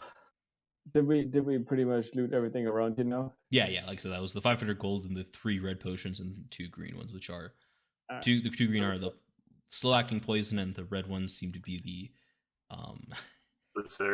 berserk exploding potions that make you grow bigger. Oh, So what's kamikaze potions. What's the final tally on the money? So we each get 220 gold, 220? Nice. 220 gold, 10 platinum, 10 platinum. 160 silvers, And 10 random copper. 10 coppers. I'll Total. give those. You can have mine for doing the math. I'll just pocket them for a change later. That's right, we have 2 coppers each, isn't it? He doesn't want to give the coppers I'm out. not taking. I'm not Yeah, taking Never coppers. mind. I would say this group has rarely had a need for copper pieces. I mean, Zanril, as a businessman, maybe you can turn those copper pieces into gold somehow. I don't know, dude. All right, everybody gets 2 Pieces, coppers yeah. then. All right, everyone, but include, and Ulrich will give you back the 2 copper pieces. Correct. And he says, All right, "Thank you for I'll get tracking all of 4. that." Yeah, Nice. exactly. I was For too your focused. time. Yeah, for your time and effort in being diligent and divvying this up. He's like, I was too focused on seeing how the red gem would explode. Yeah, it's fucking cool. All right, so what do we do with the potions? What do you guys want to do with it? Yeah, that's what I'm asking. Who Okay. wants to hold? Anybody want? Just like excited about holding on to them, or should we split them up, or what's the I game plan? think Lando might want at least one of them. I cannot help but feel we should destroy the red ones. They are an abomination, and I didn't think we want any of us exploding anytime soon. Well, that's Unless, but we might want someone else to explode. yeah, that's what I was gonna say. It's like maybe it's a aggro potion to make someone else die. My point is, Or- like, they became more powerful as they took damage, and then they eventually exploded. Sure. Or what if I we're think gonna we should die? try to give these to Garfield to Well- bribe him to, Yeah, get exactly. that They fucking definitely have a value. Yeah, You know, Garfield would be all over this shit. What if they added Maybe to trade it with Frank the something dog? good. What if he Ooh. can somehow infuse Frank the dog with Jesus. these And potions? he explodes. Yeah, but I don't want Frank to explode. Runs up, What if- explodes, regenerates, doesn't Yeah, play dog. let's say like what if it gets regeneration powers? Garfield can do a lot of things. You guys never know. Jesus, Yeah, you you turn can Frank bet. into a walking, self-regenerating IED. Yeah, that Right, can also and- explode with poison, killing them in 3 days. So then it becomes Frank the clay dog is the new deity that people are worshiping, as an exploding clay dog appears in front of you. Oh, explosive one. And then, yes, explosive one, exactly, yes. And then the key thing is that it regenerates within the next day, so it comes back from the dead on a consistent basis. That would be a true good cult following right there. I'm so glad we're getting good at like figuring out how to build cults in this game. Could I even have one of the red potions then, lads? Wait, you will destroy them first, and now you're gonna hold on to one? He's gonna drink it now. Well, I figure I've been persuaded that they're very useful, and that it might be useful to sell to Garfield. But I'd like to keep one as a contingency. I'm just a little worried because you've mentioned before that you're willing to give up your life, so maybe you should hold on to it. I wouldn't do anything so I silly. mean, look, tactically, it's very sound. If you think you're gonna die, chug you one of chug those. Yeah. You go out Get a swinging. cleric. That'd be nice. You get split from the party, surrounded by 5 people. You chug that shit. You know you dying anyways. Might as well take the You other get 5 out with stronger. you. Yeah, you get stronger. You take the other 5 out with you, possibly. Fucking win-win in Ulrich's head, dude. Well, it seems So, like the I'll size just- increase is permanent. Maybe I'll just gotta stick my hand out for one of the red potions. that would be wild. You guys just see a BigYin that's 20 by 20 because of just how many hits it took to get to him, and he's still alive though because he was raging the entire time or some bullshit. Turns into a Wild. bear. Yeah, He that'd goes be a bear. He wild. goes what 40 by 40 then? Yeah, and he's stuck at that size. He can no longer turn back. Oh, it just sits down on people and all that. Can no longer It's go a- anywhere. Instead of exploding, he farts. And then there's a cult about the giant bear that gets bigger as the more damage it takes. It just grows. So the question is, I- does Elwarin give one of the potions? Yeah. I would Oh, say that is the question. do I have the potions? Yeah, I didn't you're know. the one who Look found up to the everything. green potions. Yeah, you rolled the best for all of the investigations, so I was just saying Oh. that you found all of them. Yeah, I'll give him one. Whatever. That'll be interesting. Should. Should be interesting. Whatever happens. Yeah, if anybody else wants any of these potions. I'm I happy could to hold do on it. to the green potions if need be. Well, we have 5 potions. We each can hold on to one. That's just a fair share. So Oh, then I'll hold on to the green potion. I'm more you get the interested in green that. potion. All right. Yeah, Ulrich is now on board with BigYin's plan, and he's gonna take a red potion. Red potion. I feel like Lando will be a red potion guy, but he also would like to poison someone. So Lando, what are you feeling like? Whatever's your fancy. I'm not. I'll give you a red potion. I'll hold on to a green potion. That would be really fun for Frontliners Lando. explode. Yeah, Lando just continues to grow in size. Frankette doesn't though. So he's just this like 40 by 40 beast with a small little twig in his hand, essentially. Toothpick. Still wreck and shop though. Still wrecking shop though, yeah, 100%. He just backhands people instead of hitting them with Frankette. Just backhands Oh, them. yeah. Cool. All right, yeah. So now we've wasted like an hour of our lives talking about how to create cults. So you guys are heading out from here. It's still dead of night. You guys are just gonna head out and like just go back to your cart and go to sleep. Yep. Sounds reasonable. Resting seems like a reasonable thing to do. Yeah. I Cool. think we're all pretty exhausted. Sweet. Yeah. So all of you except for Elwarin lose your 5 extra HP, and I think the BigYin didn't get it either. Yeah. Because that Well, I time- didn't take any damage. No, No, it was a separate thing.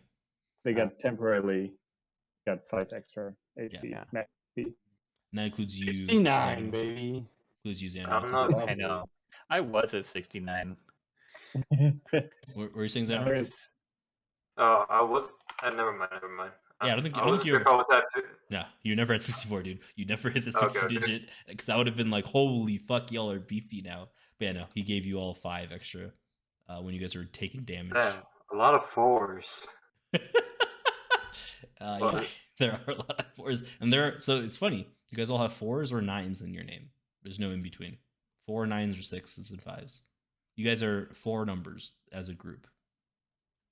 It's wild. I've never seen that before. That's pretty crazy. Cool. Forward. So yeah, so you guys head out. and go to sleep. You guys get the effects of a short rest, kind of regenerating all the things that you need to Long regenerate rest. that you get with a long rest. Yep. Yeah, you said short rest. Yay. I was like, wait. Everyone but Ulrich gets a long rest. Ulrich, you're slowly dying on the inside. No, I'm kidding. Yeah. No, I'm kidding. And Ulrich goes, yeah. Was expecting that. Yeah. Do you try to take the armor off? A long rest? Yeah. I'll try to take. Obviously, I'm going to sleep. Yeah. And so as you take the armor off, it seems to stick a bit as you pull it off. And once you do, the half plate comes free from this amorphous solid liquid form. And it seems to be like a metal slime after you remove the plate. And it just kind of sits there next to you, not doing anything. That's good. That's good. I think in the morning I'll spend some time investigating it. It like suffocates you. It likes the beard enough that it just sits on that, and then Ulrich wakes up and he can't move his head or his body because his beard and mustache have turned into metal. And he can't yell out anymore. Yeah, because his mouth. That was the cue. Yeah, because his mouth can't move because of how heavy the metal is. Actually, yes, that's what happens when you wake up. The metal has sprung and just spread across your beard, and you're like trying to tap it, like trying to like do some like alert somebody. And as your hand touches your beard, the metal slime like pulls out from your beard and kind of goes into your hand. And as you kind of bring your hand to the ground, it just kind of slides away next to your armor, waiting for you. What the fuck? Why does this always happen while I'm sleeping? I need to figure out how to not sleep. I should become an elf. That was I didn't plan for that part. If you guys didn't know, that was just a fun thing. The metal slime thing was planned, but not the on the beard and not being able to move thing. That was that was good. I enjoyed that. I enjoyed the visual of that too. It's like there's no eyes or anything on it. It's just a metal ball blob. Yeah. It looks similar to Lando's metal ball. Oh jeez. That's all I'll say. What? Are you saying that all this time my fucking metal ball has been armor and I've just been throwing it around and it could be like this badass armor? I'm not saying that. I'm just saying the slime metal thing that Ulrich has it reverts into a shape similar to that of your metal ball. That's all I'm saying. Ooh, what if I swap them out and I just take his armor? You can't wear armor. It has to go onto armor. Yeah, and you can't wear heavy armor as a barbarian. But it doesn't fit over your fat like rolls. Iron Man, I could wear the half plate, and then you could throw the ball at me and put armor on. True. That'd be sick. True. Yeah. True. 100%. Yeah. True. Wow, nanotech already. I don't know, like what purpose that would have. Ulrich's getting just beat down by people, and Lando's like, "Oh fuck, I was supposed to throw this a while ago." Oh yeah. Ulrich's like, "Thanks, buddy," as like he's bleeding from like 4 different places. Like, I honestly don't know why I didn't have that on. Really doesn't make any sense. Yeah. And like I said, so are you guys just gonna head back to the Red Larch from here? Yeah. Yeah, I think it takes you guys a day and a half to get back. So we'll just say you guys are traveling, and we'll kind of bring you to the map because it looks better than just sitting here in front of nothing. So yeah, here I'll show you the spot you guys are in. Bum ba bum bum ba bum bum ba bum. Scarlet Moon Hall is where you guys are at over here. I will. Nope. Yeah, I will be right back. These things were not Look supposed at to it all move. moving around. There you go. Shouldn't move here. Let me move one of the map layers. They don't move anymore. Can I undo? Man, all of these cult things are all really close together. Why is that, you wonder? Pretty sus. I do wonder. There's probably a reason. No, why could that be? If only you guys knew. Ooh, I know what's behind the doors. What? I'm listening. Yeah. Other occult people. Genius, fucking genius, Lando. You're right. You Nailed solved. it. You Oh, solved did I- my. did I get You the solved my Did I- riddle. did- You- did it open now? Yeah, you got. The game is done. Honestly, yes, the game is now done. Congrats, Lando has solved my riddle. There's nothing more for you guys to find. That was the entirety of it. More cultists behind each door. Fucking thousand points to Lando for that one. So basically, we just have to go and kick in every door in the town. We'll find all the cultists, kill everybody, and that'll be the end of the game. Maybe, yeah. All right, time for you to go full Tony Stark there, Ulrich. Maybe, yeah. Cool. Jarvis. I mean, we're going back to Red Larch. Yep. All right. Actually, where are you guys going back to? Yeah, You guys are chilling here. yeah. You guys are going this way. You guys are like right about here at this point, probably. Like on the road. mean, Large path. it might be a good idea to go back to the Red Larch. I've maybe got 2 days left. Oh yes. I forgot to tell you this in the morning. You kind of hear that voice in your head, BigYin, and says, 2 more days. Oh yeah. And you feel yourself get weaker. And you have a point of exhaustion. Great.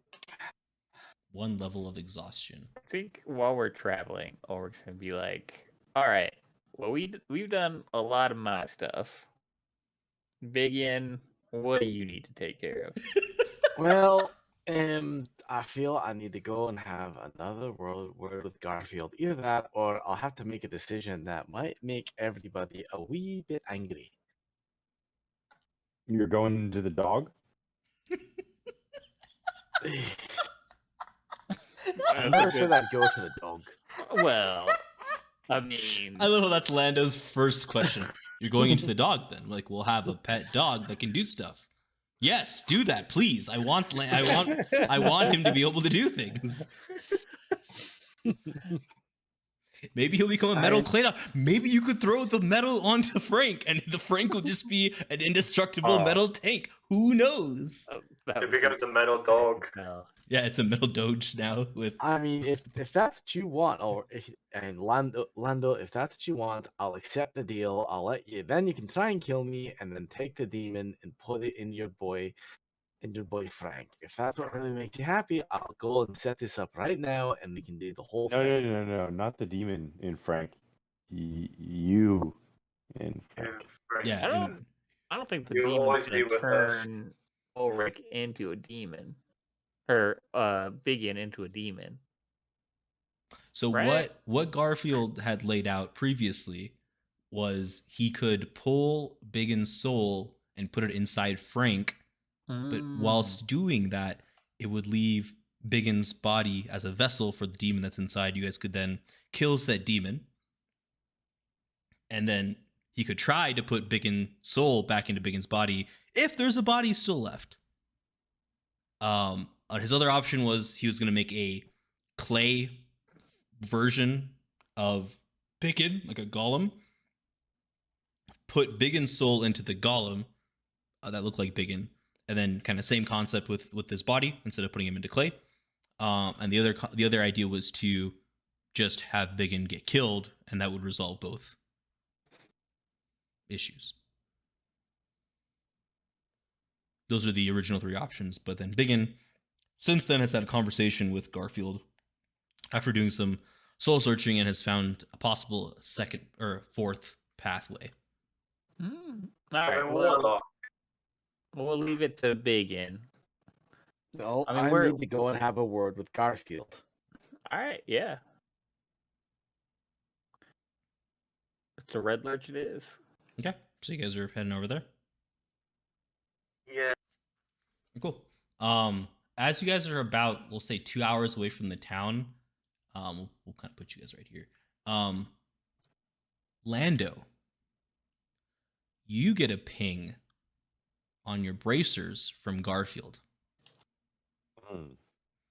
Oh, sorry. This is the 3rd day. So, BigYin, in your brain, you hear another chuckle, and he says, "Got 1 more day, BigYin, before it's all over." And you take a 2nd point of exhaustion. Got You it. never recovered from the first point of exhaustion, so you're at 2 levels of exhaustion now. So I didn't get the rest to try and recover from the first point of exhaustion? You did, but it didn't recover it. As you woke up again, your body just felt so ragged and worn Got down it. still. Most likely magical in means, from your guess. Okay. Speed halved. It sucks. Let's say Yeah, we're lucky you exhaustion- guys are in it. Yeah. Exhaustion's real bad. Yeah, you guys are in a cart. We'll just say Yeah. that's the reason why you guys have still been moving at the pace you guys have been. And you guys haven't found any issues on the road at all. There's been no giants, no purple worms, any of that on your way down since you guys kind of dealt with the Scarlet Moon stuff.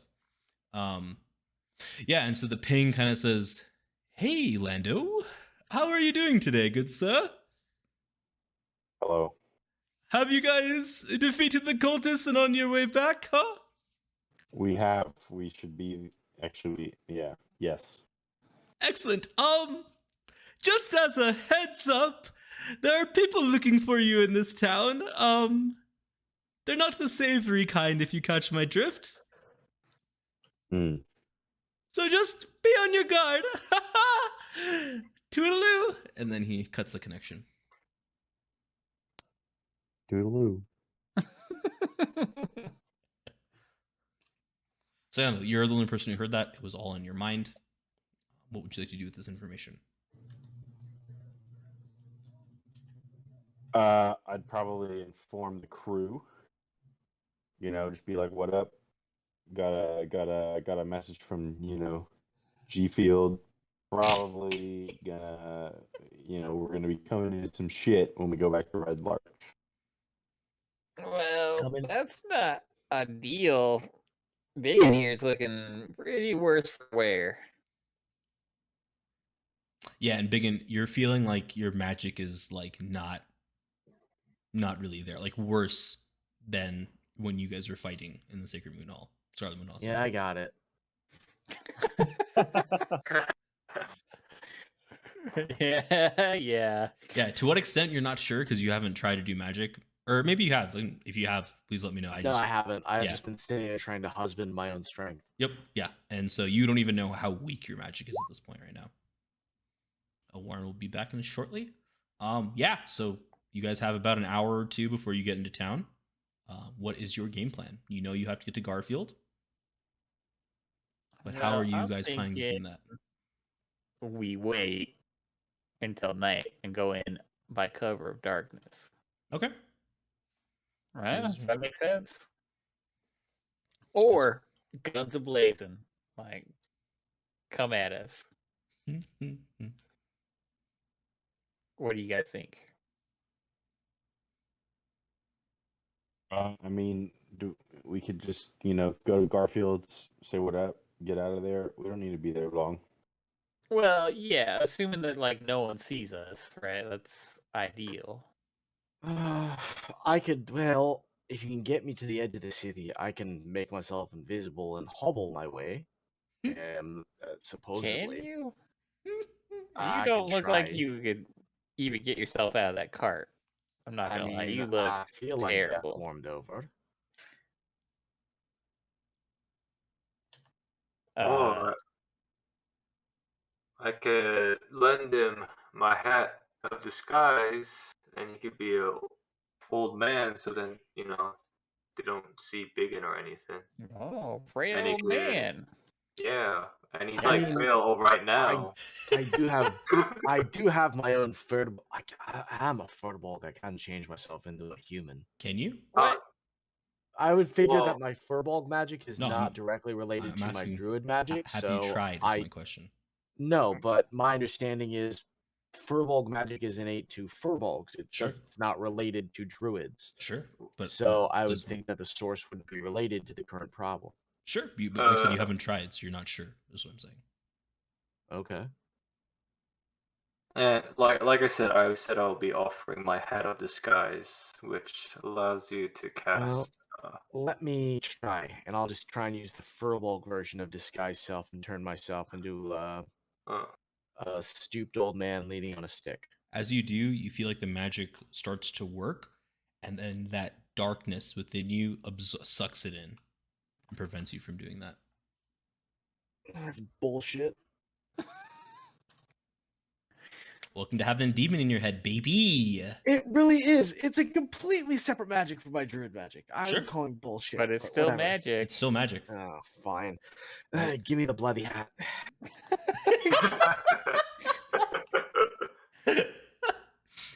Yeah, fortunately, this is an external source of magic.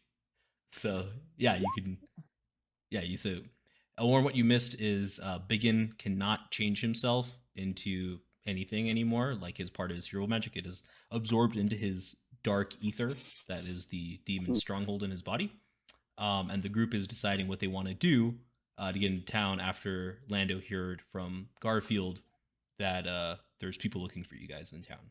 Unsavory types.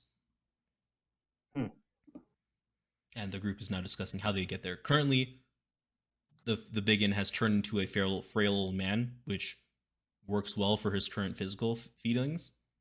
But what are the rest of you guys going to do, and how is he going to get the cart into town with the rest of you guys in it? He's just gonna hobble. Oh, okay. So the rest of you guys are going to wait outside of town, and he's going to walk himself in. That's how I understood it. Cool. Yeah, no, Right? I was verifying how if I understood it. I'm assuming that they don't know me, do they? I can Yeah. definitely go into, most likely can go into town. I have this ability. I can Sure. hide among other commoners, so I'd probably get away. Sure. There is a line in there you should be wary of, but sure. Which one's that? Unless you have shown yourself to be a danger to them. What are the commoners? Sure, yeah. I'm just saying there is a line in there that does, like... Elwarin, I Yeah. don't think has shown himself to be a danger No. to the. Sure. No. Yeah, sure. I'm not Oh, disagreeing. I'm just saying there's a line in there that just to be wary of is all I'm trying to say. Oh yeah. I'll accompany BigYin, and I have a disguise kit and proficiency in it, so Sure. Yeah, go ahead and roll deception with advantage. deception with advantage. Okay. Boop.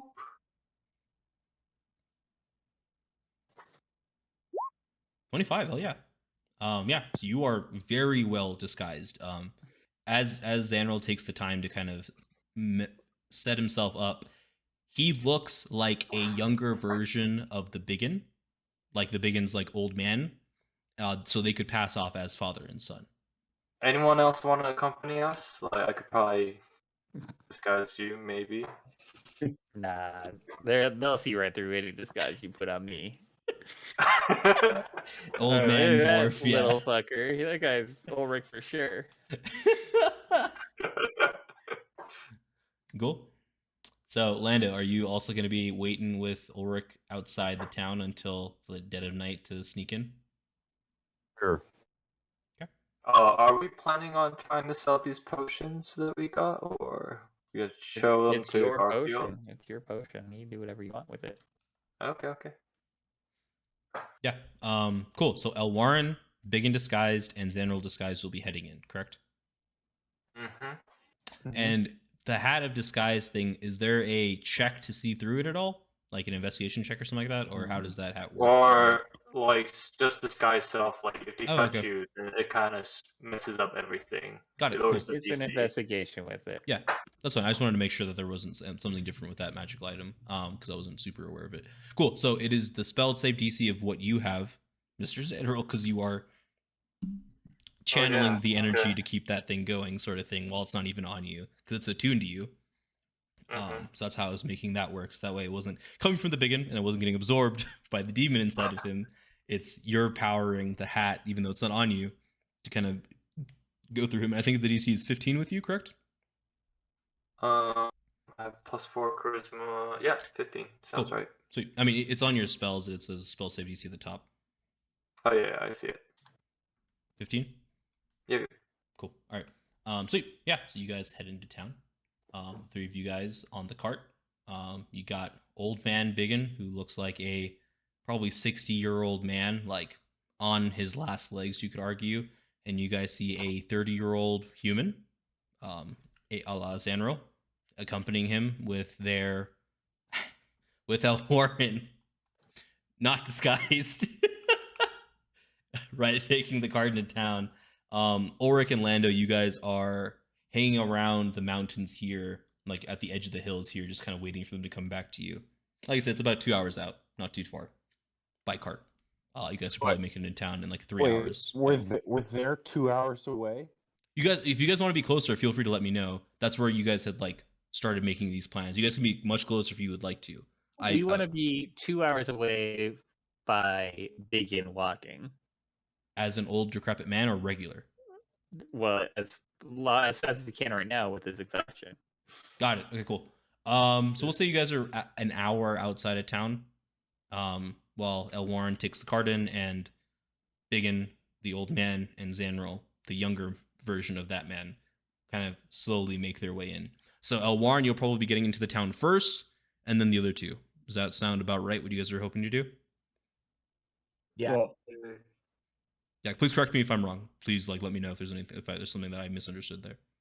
well, like me getting in before which other two? Are you I before? mean, if it was me, I would have like basically gone to the very edge of town, like to where it's like they could maybe see the cart, pull off the side, like Zanril and I get out of the cart and start walking. And then if Elwarin wants to like stealthily shadow us and kind of keep an eye on us at a distance, that's so he can provide overwatch in case there's trouble. That's how I do it. But Yeah, so I mean that was the idea because I can fit in with the rest of the common folk in the city. It's not. I wasn't thinking I'm as trying long to as they hide don't behind- perceive you as a threat, but yeah. Yeah, I mean Mhm. if it's common folk, they shouldn't. Sure. Yeah. But yeah, so I'm just kind of keeping an eye on them. Yes. Okay. All right, cool. Yeah. So we'll say you guys are about 45 to an hour outside of town. Like regular, like BigYin old man walking speed. So for Lando and for Ulrich, at a brisk like jog, 30 minutes out. Okay. You're not too far out. So I'll just kind of leave So I'm you guessing guys. my movement speed is halved. Yeah, that is what the level 2 of exhaustion does, I believe. Yeah, I'll be assisting him, so with him walking and all that. Yeah, level 2 exhaustion speed is halved. And ability checks are a disadvantage. Yep, all ability checks and attack rolls. Ooh, attack rolls too. Yeah. Oh no, that's 3. Oh, you're right. Sorry. So just ability checks and speed is halved. Sorry, you are correct. Yeah, cool. So you guys make it in town. It is oddly quiet in the town when you guys make it in. It's probably 2 or 3 in the afternoon. Usually there's people walking around. There's some hustle and bustle. There's usually a cart or two kind of passing through because this is the long road's a fairly major pathway, and Red Larch is like a good stopping point for a lot of people. It's fairly quiet as you guys kind of get in. A little unsettling, but yeah, I'll leave it at that. And are you guys heading just straight to Garfield's spot? That's the idea. Yeah. Okay, cool. Let's get you on the Red Larch. Taking care of the elderly. Yeah. So you guys are coming in from this side, I believe. Yeah. Wait, no, you guys are coming from up here. Sorry. You guys are coming down like from up here, and you guys are like probably a little bit further off the side from that spot there where Lando and Ulrich are waiting. Makes sense. You guys are kind of making your way down, and like I said, it's eerily quiet as you guys kind of make your way down, slowly but surely. And as you guys kind of get to the smithy over here, Tantur's smithy, the wheel shop, you see people standing around outside, seeming to be questioning him. They are fairly large in stature, humanoid looking. From what you guys can tell, and they seem to be giving him a hard time as you guys kind of walk in here. And they seem to be pointing to 5 slips of paper that have drawings on them. And you're not sure what those drawings are of, but they seem to be there's 6 drawings. I apologize. 6 drawings that they have open, and they're kind of pointing to them and like kind of yelling at him and asking him like, have you seen who these people are? And they're just a lot of back and forth, and he seems very uncooperative. The man who owns the smithy here, but yeah, that's what's happening right there as you guys are kind of walking into town. And I need you guys to roll stealth rolls if you want to stealth past them so they don't hear you and see you guys walking through. Ooh. Yes. Okay. Let's see what the BigYin rolls, because the old man does have to be stealthy. Oh, disadvantage. Shit. Oh, sorry, that's Galkers. Sorry, not the smithy. That's Galkers. Sorry. It's the barber. I help him. Post. Sure. So you can cancel out the disadvantage, I guess. I'm good. Maybe 14. Yeah. Okay. Yeah. Better. And then Elwarin. Okay, cool. Yeah, you guys rolled 14s. Nice. Okay. Yeah, and you guys kind of like make your way through. They seem to be very intent and like kind of very, very much so in Galker's face as they are like talking here. And you guys see like usually Galker's spot has a bunch of villagers kind of hanging around. It is the local hangout spot for the townsfolk that aren't working. You know, the people that are working at the quarry, they have different shifts, and as people are off of their shifts, they kind of hang out at Galker's as they kind of, when they're not at any of the inns, the Swinging Sword or the Helm of the High Sun. As once we get past them, I'll look over at Zanril and say, "Bounty hunters. Oh. This may be a lot worse than we thought."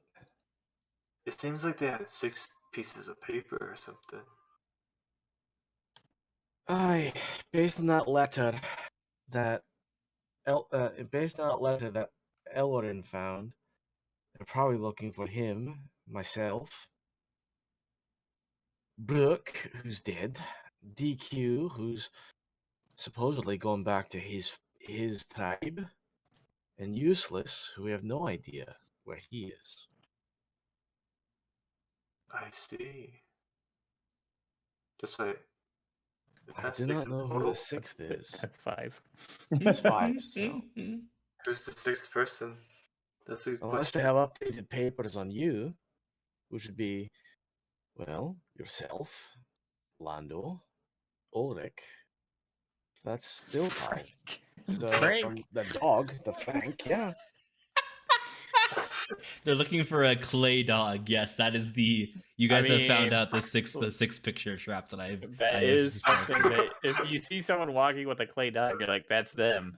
That might be just part of Lando's picture. There's a small clay dog also kind of like scribbled in the corner. He's usually followed by this creature of some sort. We have no idea how it moves or walks or anything like that. Some magical abomination, I'm sure. Nah, Frank has a ulterior motive. maybe. Yeah, you guys did not get a look at the pictures as you were walking by. Obviously, if you want to circle back and try to, you are more than welcome to. But with those original stealth checks, it was while keeping a good distance from them, but being able to hear them because they are being loud and irate as they kind of make these kind of yelling statements. I didn't want to yell because it would hurt your ears.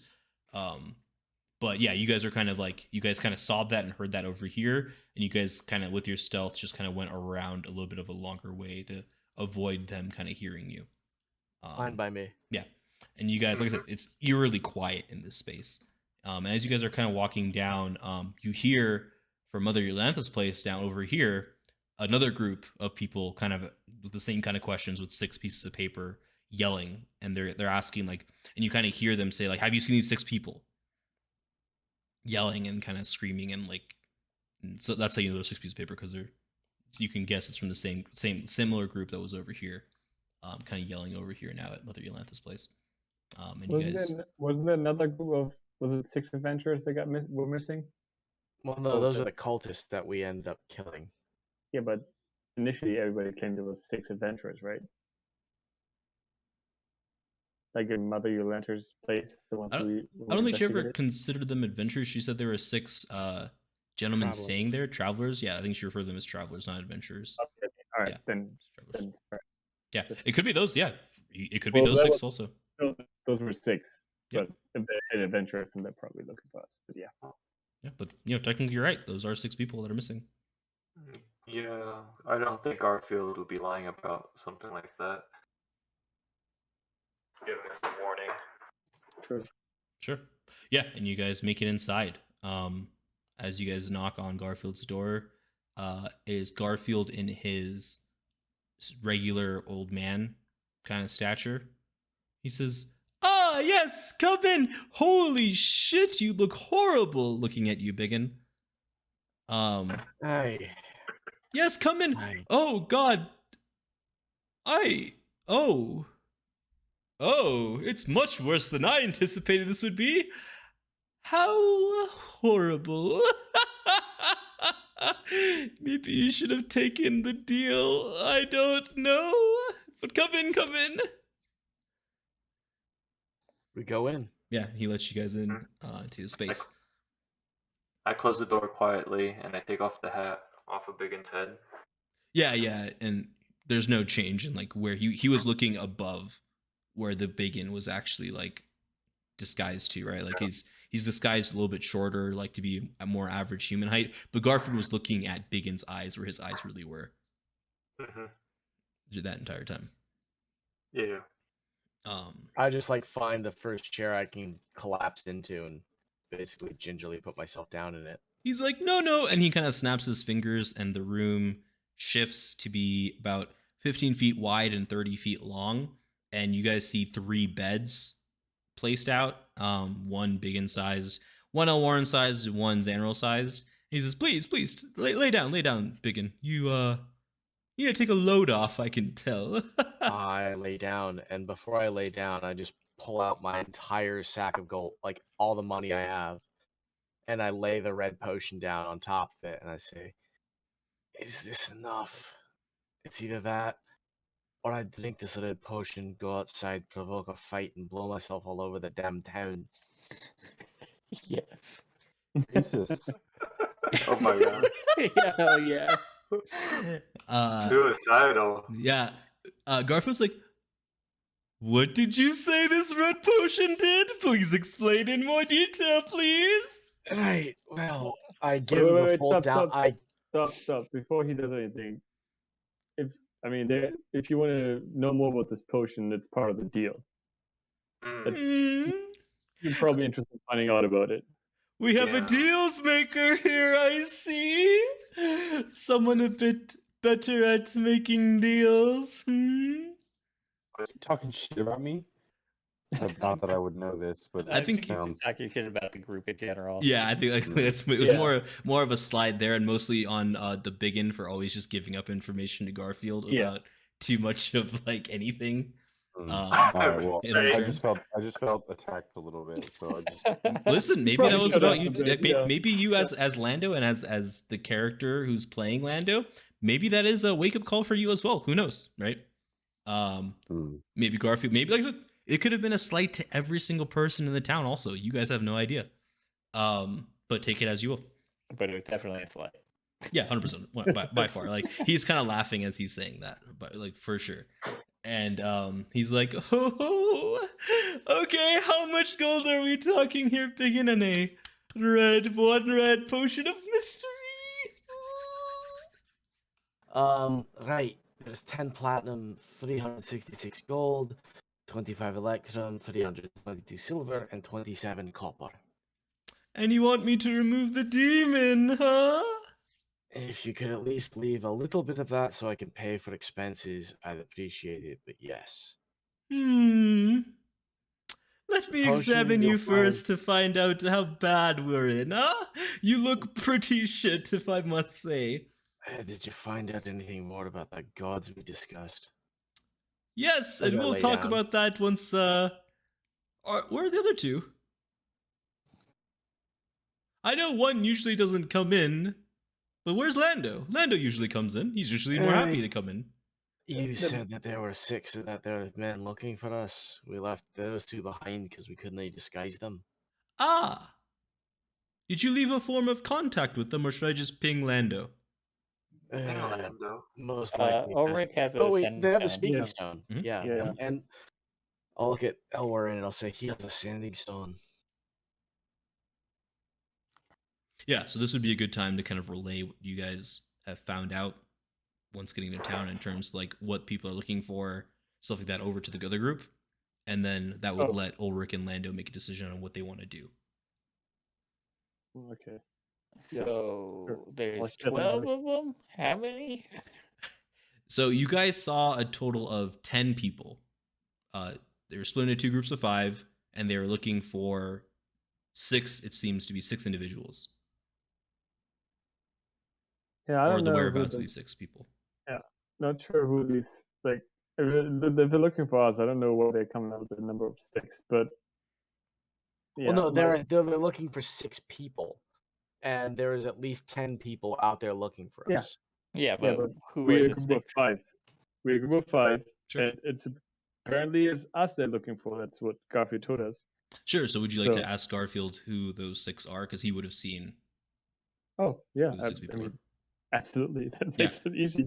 Yeah. And Garfield's like, you want to know who's on the papers, huh? I mean, if you're willing to share, if not, really doesn't matter. I mean, if you could share a little bit of knowledge on that potion, I'd be more than happy to tell you. I'll go back to Lando and Ulrich, or like to Ulrich, and just say like, yeah, I can't get any details on the 6 people on the paper, but it might be good for you guys to hold off for a bit. Or like to come All from right. like, the back Oh, side, yeah. right? Because you saw like them up well, here. we don't know if there's other people in Sure. other buildings. I'm Yeah, just saying, like, you got to be very stealthy to get through this town. So at this point, I'm not sure if it's worth risking it. That's all I'm saying. They might want to circle around and come from the south. They Because also that's can. closer to Garfield's house.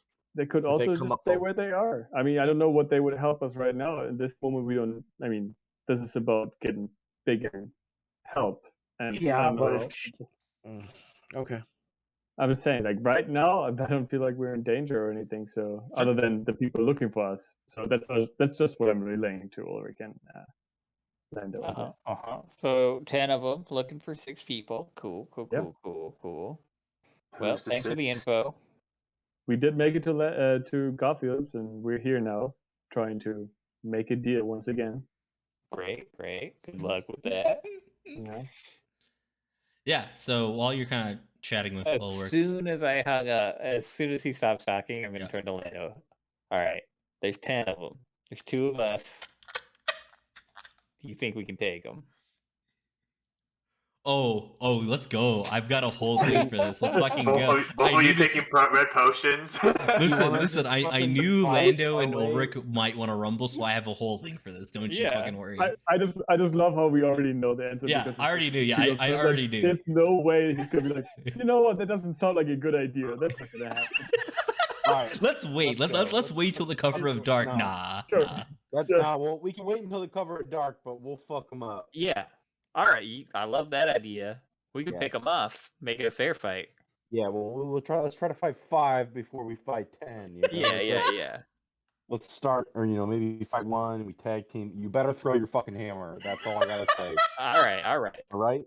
Like, let's throw it, not just hit somebody.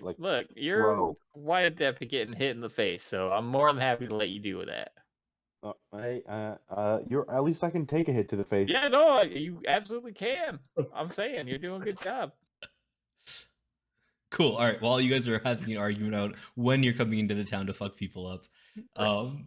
But I also wanted it to be like, no, everything's fine over here on Ulrich's end when talking to Elwarin. Oh yeah, no, of course, okay, yeah. And cool. then, We'll definitely steer clear. Yep, and then as soon as the thing connects, that's what you guys are having an argument about. Yeah, 100%. Yeah, 100% understood. Yeah, and like I said, feel free to like keep having like a side conversation. Like you can message each other on Discord, whatever you want to do, and like as I kind of go through the Garfield thing, when you like have a decision made on what you guys are actually going to do, just like speak up, and we can fucking tango. I'm down. Yeah, We'll probably have to wait for next session, just because of maybe that's when you guys it'll start. Yeah. We'll end the session with you guys starting combat. Maybe, who knows? Yeah. So as Garfield's kind of like hovering his hand over BigYin's body, he's like, oh Lord.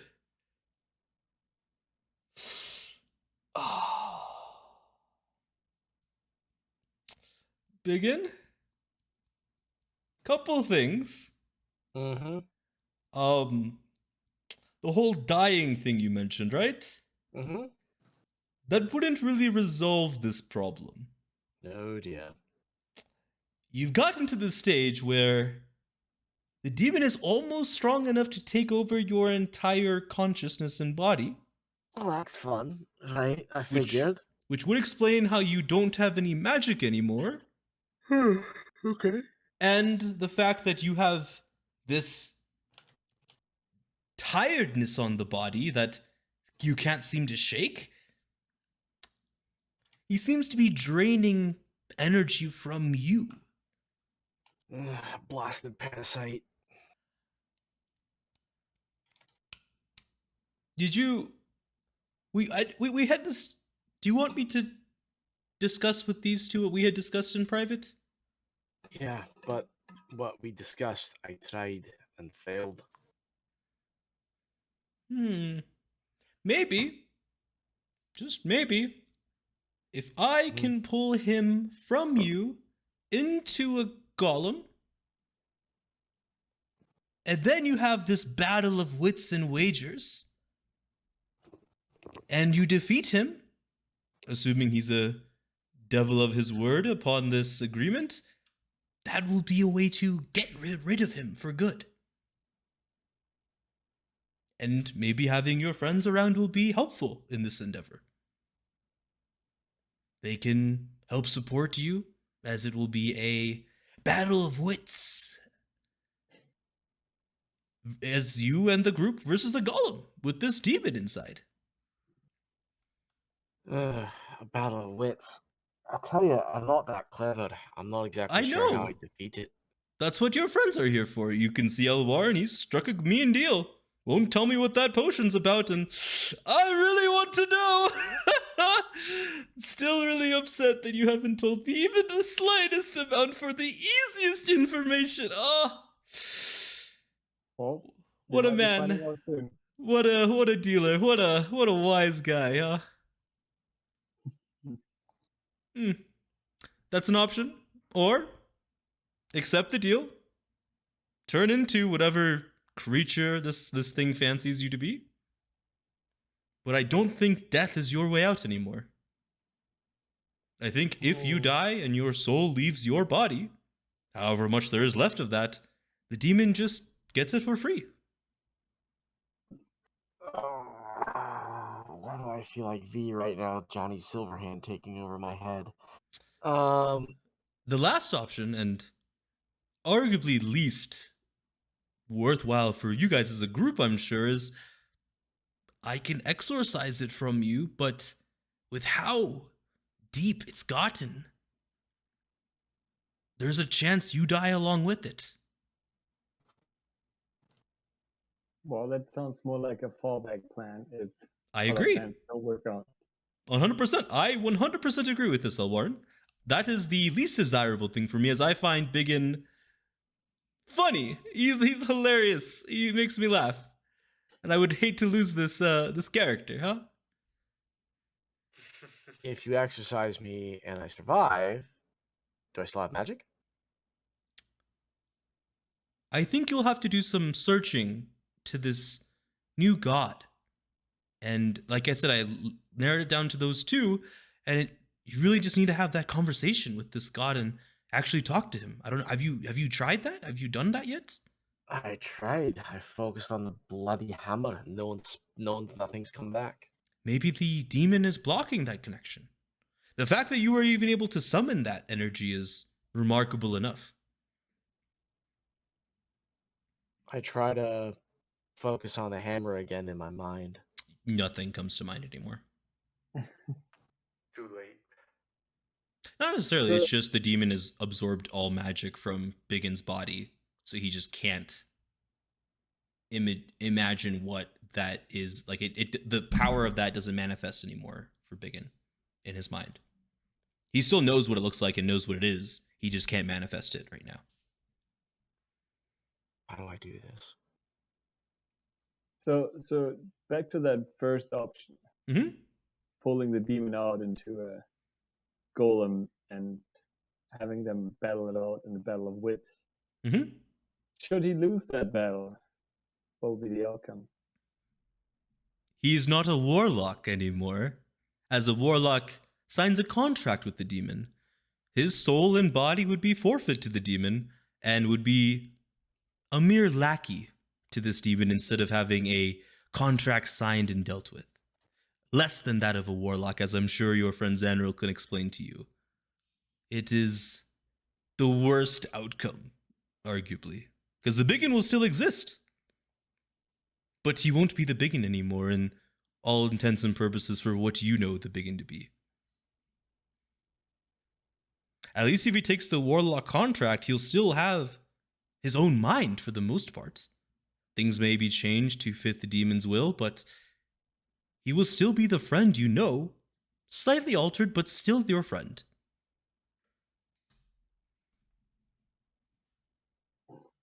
Well, begin. Well, let's take into consideration what BigYin wants to do. Oh, I prefer they Absolutely. survive. Right, so that would Right. leave you the first two options, right? Or If we can and a get small all- chance on the third option.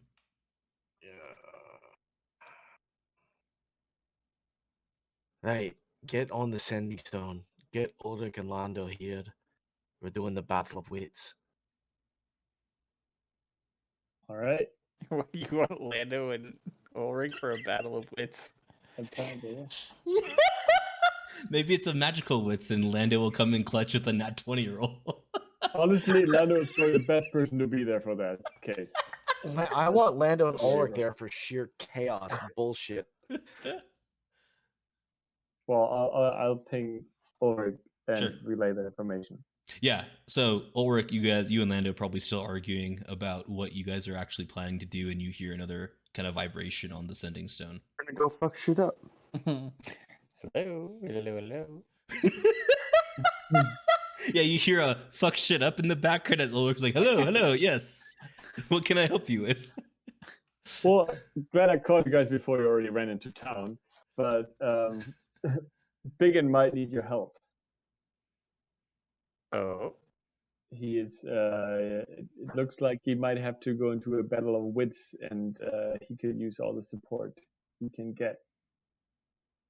So if you guys can make it over to Garfield's, that would be greatly appreciated. Right. Yeah. We can probably make it to Garfield's. And then after that, I'm gonna look at Lando and be like, all right, looks like things are speeding up a little bit. I mean, you guys It's can. nighttime. You guys, I mean, just so you guys are like, this can happen like in the evening if you guys want, but like the next morning, BigYin thinks he's gone. Like his time is up in the morning, sort of thing. So you guys have time to wait till the evening. That's what you guys want to do. Just from what Garfield and BigYin would have kind of talked about during that time, they would have kind of figured that out. That BigYin has until the 4th morning. Got it. Before his time is up. So yeah, I'm just saying you guys don't have to do it like immediately, but there's that sense of urgency because he's pretty much becoming an invalid at this point. Okay, so then I guess I'll go and say, all right, the group's on board with our plan.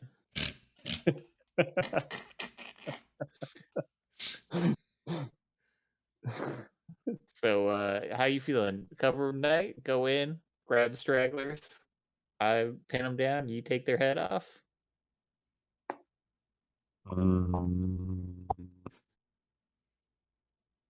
Yeah. Yeah, I mean, we can go a different way, I don't mind. No, I mean, well, should we just go there right away, or should we go fuck some shit up? I'll leave that up to you. Well, I think we gotta fuck some shit up. I think we gotta at least get one of them. They're gonna see us. Look, they're gonna see us. Oh yeah, we have no way to conceal ourselves. Right. Look at me. Because it's never a thought to take the clinky mail off, ever. Fuck no, that's how you die. Yeah, and Lando is just Lando. He's not a silent type typically, unless he needs to be. Unless he's trying to steal something. Like unless he's trying to steal something, he's not trying to be sneaky. I believe 100% that Lando could get into the place without being spotted. Sure. I do not believe that Ulrich could. Because Ulrich would refuse because of the dangers of taking your armor off Yeah. being real. Yeah, 100%. Into a dangerous, like he's going to fight. It takes like 15 minutes to put that shit back on. Yeah, it takes a long ass time. 100%. Yeah, 100%. Yeah, so Ulrich's just like, yeah, I mean, we're gonna get seen, so we might as well get seen on our Be terms. ready. All right. Yeah. Let's do it. I'm down. Yeah, let's so do it. our plan is to wait until nighttime. Okay. And then Thought try it to already find was nighttime. DM. We can have that time. Did you say, can we wait till nighttime? Is that what you asked, Lando? But it already was nighttime. Not yet. No, it is still like it's afternoon. It's like 3 o'clock. Yeah, so we wait until nighttime, and then we're gonna try to look for not 5 people. Like if we can, a single person. Like literally wait them out until they go like to the bathroom. Sort of like a Batman. Mm-hmm. But who's Batman in this situation? Let's get that clear. I mean, technically you would be. Not technically, but Okay. Yes, Batman as a. We're not gonna get into that. Actually, I don't know if I want to paint that picture. Dwarf. Yeah, I don't even know if Bat Dwarf would look like your character does. That's what throws off his opponents. Yeah, exactly. That's the big more- mystery behind it, right? They're Love like, it. oh, this guy would never be able to escape my gaze, and then they look away and he's gone. He's gone. Yeah, exactly. They're like, how the fuck? And they just see small amounts of grease like lining their walls and stuff from his body, and they're like, he's so slippery. It's insane. Okay, dope. Yeah. So you guys wait till the cover of night, and you guys are you guys just coming down the path pretty much? I mean, we're gonna try to be like somewhat stealthy. So you guys are gonna kind of go Like- around, right? You guys are like not Yeah. gonna waltz straight into town. You're gonna like, be in the town, but like you're being intelligent about it. We'll say like Ulrich, Correct. you've like kind of carved out like a game plan for the pathwise you guys are gonna do this for. Yeah, Um, yeah, exactly. Cool. Yeah. So During before you go ahead. Oh, sorry. During the day, can I like check if like they post up the pictures on like the board or something? Yeah, or, that's what I was gonna like- say actually. Yeah, so like while they're kind of like strategizing that, I was gonna hop over to you guys because you guys have 3 or 4 hours until these guys get to you, assuming that they don't run into any trouble.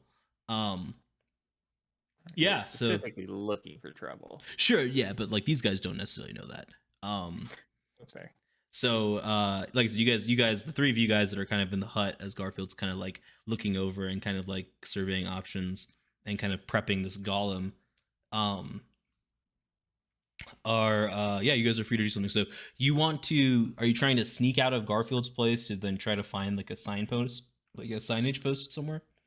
Not necessarily sneak out. Like I don't want to look suspicious, like to the common eye. I already got a disguise on, so Mhm. yeah. Yeah, I'll so you're just gonna casually head go out. Yeah. Cool. All right, yeah, you can casually head out. As you head out, like I said, it's fairly quiet on the streets. Like it's very abnormal. Are you gonna head to the Swinging Sword? That's where you know that most people gather in this town. Yeah. It seems. Yeah. So you make it into the Swinging Sword. I'm not gonna move to the map because that's just gonna get clunky when I have to keep switching over and all the time. Theater of the mind. Huh? Oh no. Yeah, It's Theater of the Mind. Yes, Theater of the Mind. Exactly. Yeah. And as you kind of get in there, it is empty for like the first time ever that you've been in this place. You just see Kalisa and you see Iran in the back, but there's no people there. Second time here. Damn, business is kind of sucky. Yeah, right. It's like, and like last time you were here, it was like fairly popular. Obviously, like there are people like the druids that were like heading north to that Oh yeah. fake right, but like even for like a standard bar or like inn you've been at in your travels, unless it's a dead town, which this town usually isn't, it's never like this at a regular like fairly nice establishment. I see. Yeah, and Kalisa kind of sees, she's like, "Oh, a traveler, welcome. Slow day as you can see.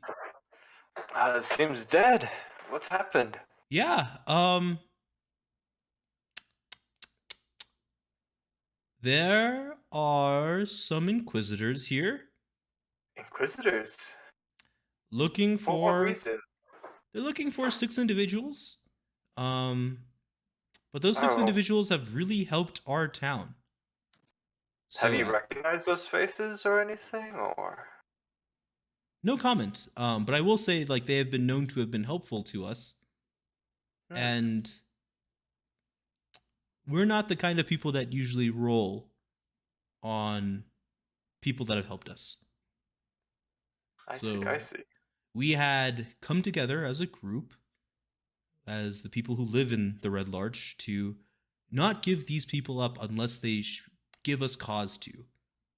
They have had some outlandish claims that seem to go against everything they stand for.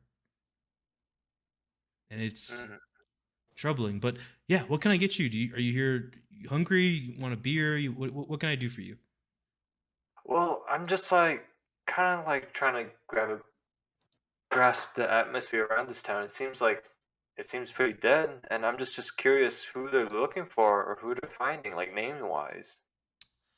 Yeah, well, if you're looking for who they're looking for, I think they're at they're inside the Helm at the High Sun right now, interviewing some folks. But yeah, I'll just say, like, there's 6 individuals that have helped this town, and we would hate to find that these things were true. We don't believe them. None of us. And Iran in the back kind of grunts. He says, yeah, there's absolutely no way those guys have done what these guys are saying they're doing. I see. I don't know you, so I'm not really, looking to give up with maybe you're with them and maybe you're like a secondary group. You know what I'm saying? Like, Yeah, I understand. It's just like I'm just trying to get information. Like we're here in a secretive manner, and Yeah. Oh God, who is this? BigYin? Come on. That's that 8 intelligence coming in, baby. Yeah. Well, thank you for the information. Okay, and I guess She kind of looks at you funny as you say that. She's like, "Do you? Yeah. Oh, okay. Bye. She couldn't see through your disguise by any means. Yeah, I know. Yeah. Just like before I do leave, can I get like 2 drinks or something, or 5 drinks? 5 drinks to go. Yeah, to go. 5 drinks. Sure. I can whip something up for that. She goes to the back and she's like, "Do you need 5 separate cups, or could I just give you 5 servings worth of drinks to take with you?" 5 servings worth of drinks to take. I think I'll have a difficulty carrying 5 cups. I was gonna say it would look mighty suspicious also walking through town with 5. Anyways, we don't need to get. You're not the brightest. That's anyways. Oh, thank you. She's like, yeah, these youngins. And I don't prefer the sun either way, so it's okay. So she pulls out like a small keg, like similar to what Lando had in the tree fort, same size. And she kind of pours in a beer, standard fare beer that she has, and she kind of like pops it up. It weighs probably like, I don't know, 10 pounds maybe. It's not super duper heavy. And she's like, yeah, that'll be actually, you know what? It's on the house. And she gives you a wink, as you possibly have blown your cover at this point. Fuck. Okay, I head back to. That was a great usage of your intelligence, I would argue. That was awesome. Yeah. Well, they kind of said I felt trustworthy, but I guess I did blurt out some stuff. But I'm going back to Garfield's hut. Plus, pulling 5 drinks for the road's not. Not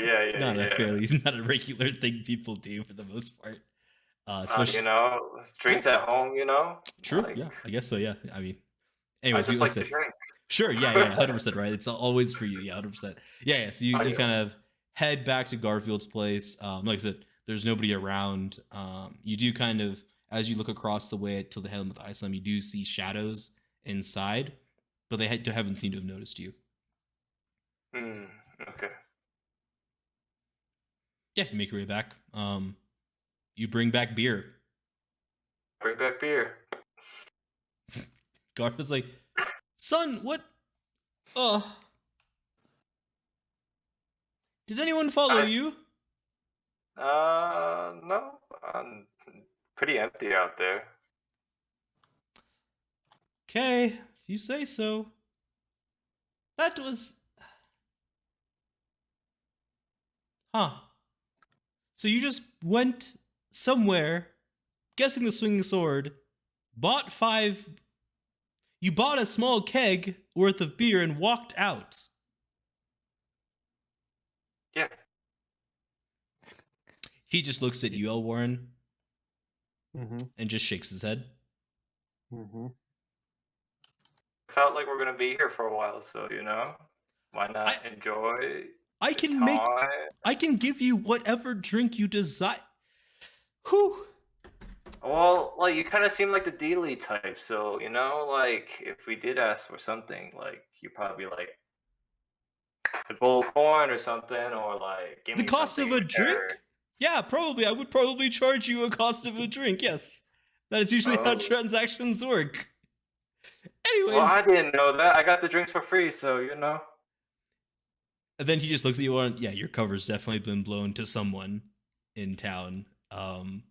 There's no way a random person walking... Sorry. There's no way a random person walking into town would just get free drinks like this. Where did you go, son?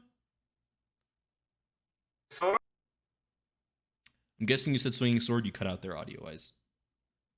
oh, swinging sword. Yeah. And then Garfield just looks at you, Warren. He says, "Do you trust Kalisa?" They like us there. Yeah. I just whisper from the bed. Yeah, kind of Yeah, coughing as you do. We've been on good terms with her, yeah. Okay, then these guys, they're sticking by you. So, yeah, just leave it at that, I guess. They've already interviewed her, so I'm sure they won't go back again today, at least. Yeah. Okay. Yes. All right. Is there anything else you guys would like to be looking at or doing during this time? We'll maybe talk about those potions, huh? Huh? Now that we've struck a deal of sorts on what we're doing with the BigYin? Potion. What's it costing me? All the gold? Every coin I have? Or am I He's keeping- like, getting to we'll keep some talk for stuff?" gold once the transaction is done. I think I can get a down payment by knowing what that potion is before we begin, huh? I'll sit up and I'll look over at Elwarin just barely holding it together. I still think it's a better idea of making a deal before we tell you more about these potions. Well, I Hmm. had table talk real quick. He said we've struck the deal. So No, he still said we can talk about gold once he knows more about the potion. So if we tell him about the potion, he's gonna be like, all right, well that's gonna be 1,000 gold. That's not Sure, gonna but happen. or maybe what the potion is, depending on how exotic or how unique it is, that might lower the price also, right? So he may come out with a higher. He hasn't Yeah, he so like I hasn't said, put the price yet. Agreed. he Agreed. has- Yeah, Yeah. no, 100%. Yeah, so I'm saying, so like maybe, like I said, I definitely like what Elwarin's character's kind of mindset is here. Is like, let's find out what the first price is, and then see what we can talk him down to, depending on how juicy the potion information is. That's your thing, right? Garfield. All right, I have an idea. I whispered. Just give me a little bit of rope. Just give me a little bit of rope. He's looking to hang himself. He's been very clear about that. Yeah, this does not sound right, but okay. Garfield. Yes, we have 2 potions we found. They're very unique. This one especially. Mm-hmm. Mm-hmm. I'll not tell you what it does or how it was made, but I'll tell you the end results are quite permanent and explosive. Mm. Intriguing, intriguing. And the process for making them is outright diabolical. Okay, how about this? Now, hear me out. You give me all of those potions you have, and I will take the amount of gold needed to make the golem suitable enough to fit this demon you've allowed to live within yourself for as long as it's been.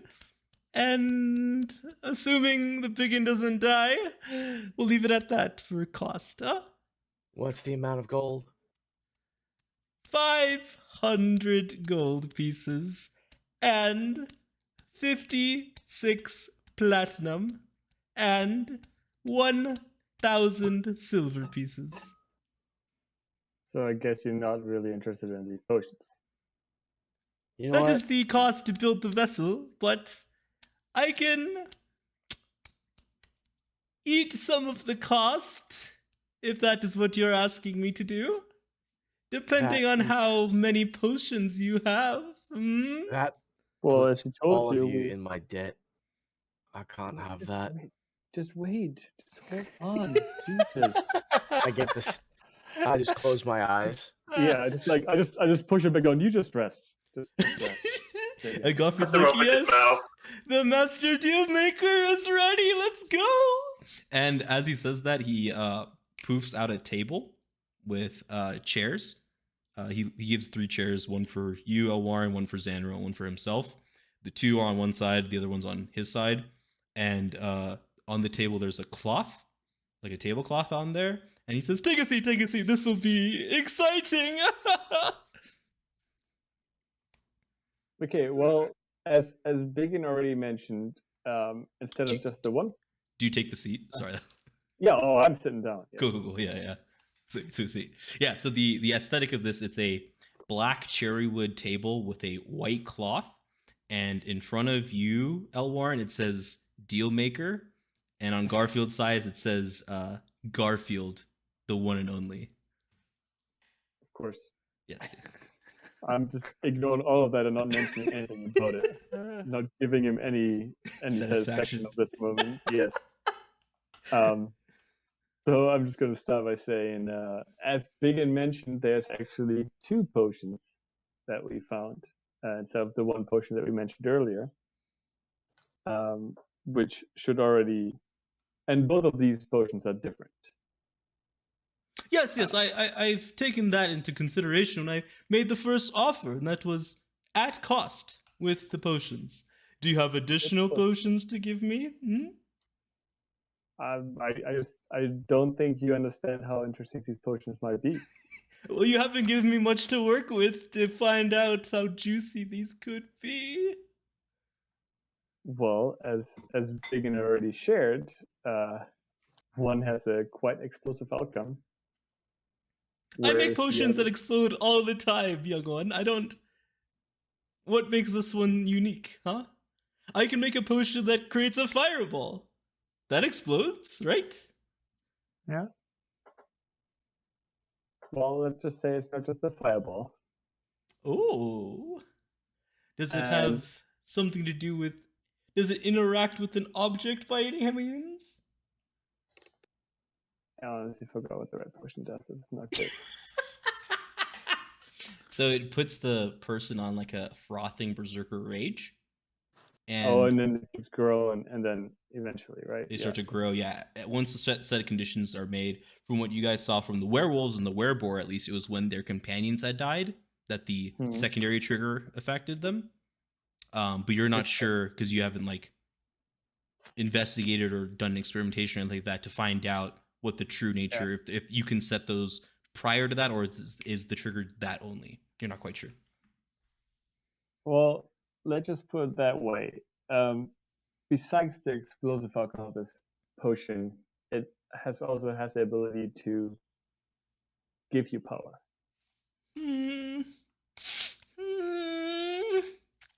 Okay. I will reduce the need for the platinum pieces. But if I am to do that, you have to give me one of those red potions to experiment with.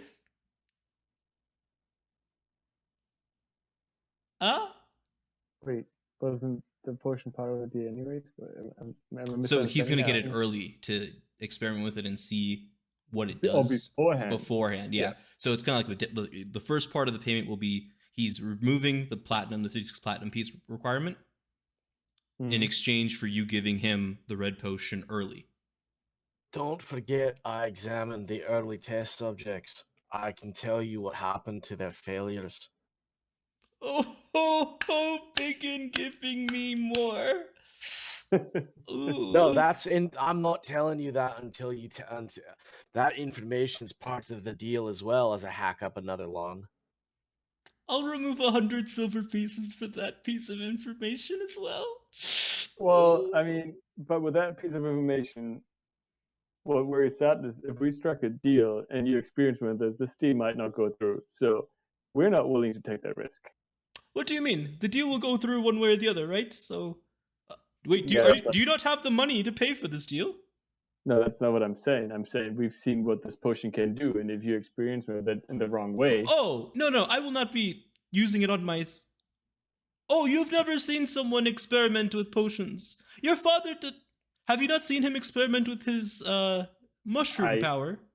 I've seen him experience with mushroom power, but I've not seen someone experience with this potion, and this potion has done things that I've never seen any other potion do. So, what makes me... Yes, I have a special procedure that does no, ill effects for me, huh? So you won't have to worry about me no longer being able to help you, if that's what you're concerned with. Okay, but how do you know that your procedure is going to stick up to the task for these potions? Oh, I have my own ways of testing that just don't require me to be the test subject, huh? Okay. Well, but still not close to finding a deal here. Do you have any more potions you're willing to trade? Well, like I said, that we have a second potion which has a very different outcome, and it's more of a slow reaction. Something that might take some time to do its thing. Okay, roll a charisma check, like a persuasion, to see if you can persuade Garfield to lower the price additionally without providing more information on that potion. Not gonna cut it, buddy. Okay. So Garfield seems stuck on getting that potion to test out, and if you guys wanted to lower the price again, he would get the secondary potion to start testing with also as kind of like down payments, but it would reduce the overall cost of the procedure. So we got 2 potions, and if we would give these 2 for you to test out, what would be the overall price? 500 gold pieces and 100 silver pieces. I think that's more than fair, as I'm taking quite a hit on this procedure. I mean, but this procedure also doesn't guarantee us it's going to do what we want it to do. No, it guarantees exactly what he wants to do. A battle of wits and wagers on a fair playing field, no? Yeah, but he could still lose, and we would end up giving you our rare potions, our money, and lose our friend. So I feel like you have more to gain here than we do. I would disagree with that significantly. Your friend is gone to you one way or the other. I'm giving you options to save him. I could always just accept it and stay your friend if you'll accept what I turn into. See? That's another idea. You don't need my help for that. But if you don't want him to turn into whatever the demon is offering, that is where Garfield comes in to help. Obviously, if he's taking the deal, none of this transaction needs to occur. I'm more than happy just to see what he turns into, because there are not any Fearbolg warlocks that I'm aware of. And what guarantee do we have that if you experience with these potions, that you're going to go through with the deal? Oh, my deal is my life, good sir. You will sign a contract with me, and should I break the contract by not fulfilling my end of the bargain, I cease to exist, essentially. That is how I make deals. I never break my deal. But if you break yours... Oh, the consequences are dire. Let's say we would have something else to throw in. Something with a similar value than the 2 potions we've been mentioning. How is your friend's life not worth those 2 potions? Like No, I said, I'm the money isn't to give me additional pay. It's to build the golem that will hold the power of the demon that the BigYin has allowed foster within himself. That is the only reason the cost is as high as it is. I have to build something that can contain that magical energy. And that is not cheap. None of this is like money for me, good sir. I understand. I will have to. I personally don't have that money, so I will have to talk to the group to see if we can cover up the money. Of course, no. Take your time. You have until tomorrow morning.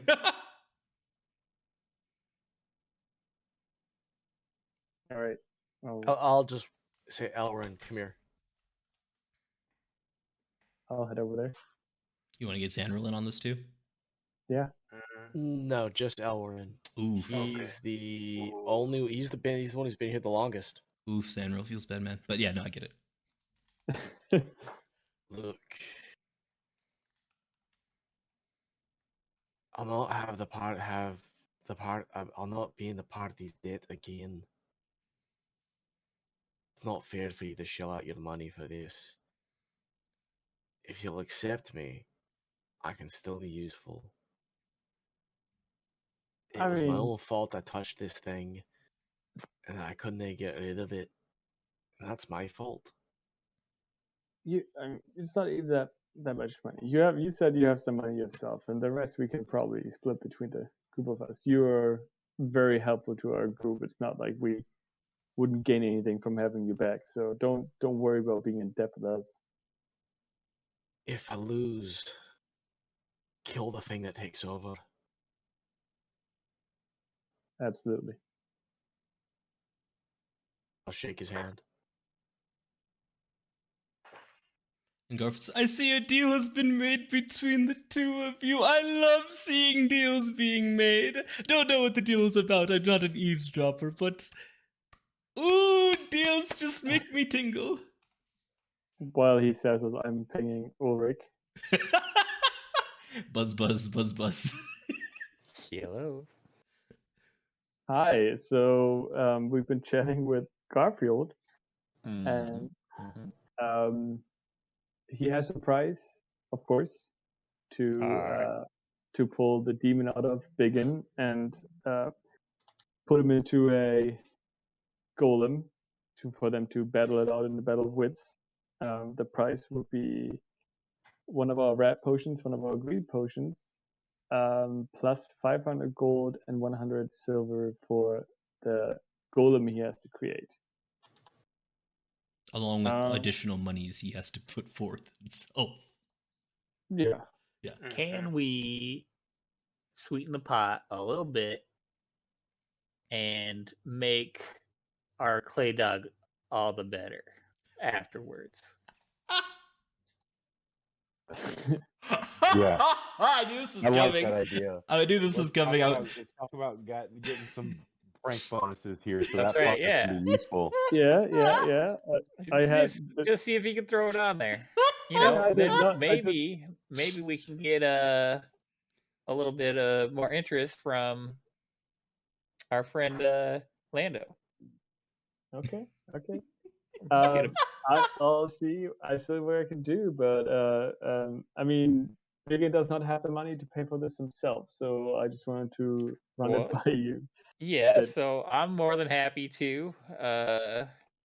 But you know, Lando might be a little bit harder to convince. But if we can say we're helping his dog, Okay. Yeah, that sounds good. I'll see what I can do with Garfield and what power we can add to the clay dog. Do you guys just make sure you get over here at one point? oh yeah, we're working on it. It's about- slow going. Yeah, it's about an hour till sunset. Well, see you guys soon then. Oh, you know, soon's relative. Well, we only have till the morning, so. Oh yeah, we'll be there before then, or we won't. But Yeah, you guys just find out when you guys wake up in the morning. The two of them never showed up, and two of the 6 papers are no longer being in distribution. That's a possibility. Whew. All right, I'll go back over to Garfield. Mm. Yeah, so we are able to come up with the money you need, but Mm-hmm. there is one other thing we might be interested in, which is if there's any possibility that during this process there can be something that can be done or added to Frank the Clay Dog. Oh! I think that will be something that could sweeten the pot for the whole group, and we would come to an agreement. Interesting proposal. You want me to siphon off some of the demon's energy? Assuming, and this is all assuming the BigYin and the rest of you can beat this demon in a battle of wits and wages. Of course. Oh. Gentlemen. You have 2 potions, 500 gold pieces, and 100 silver pieces for me. I'm We have 5 taking a. potions. You know, look, Garfield doesn't know this. We're offering. Sure. Yeah.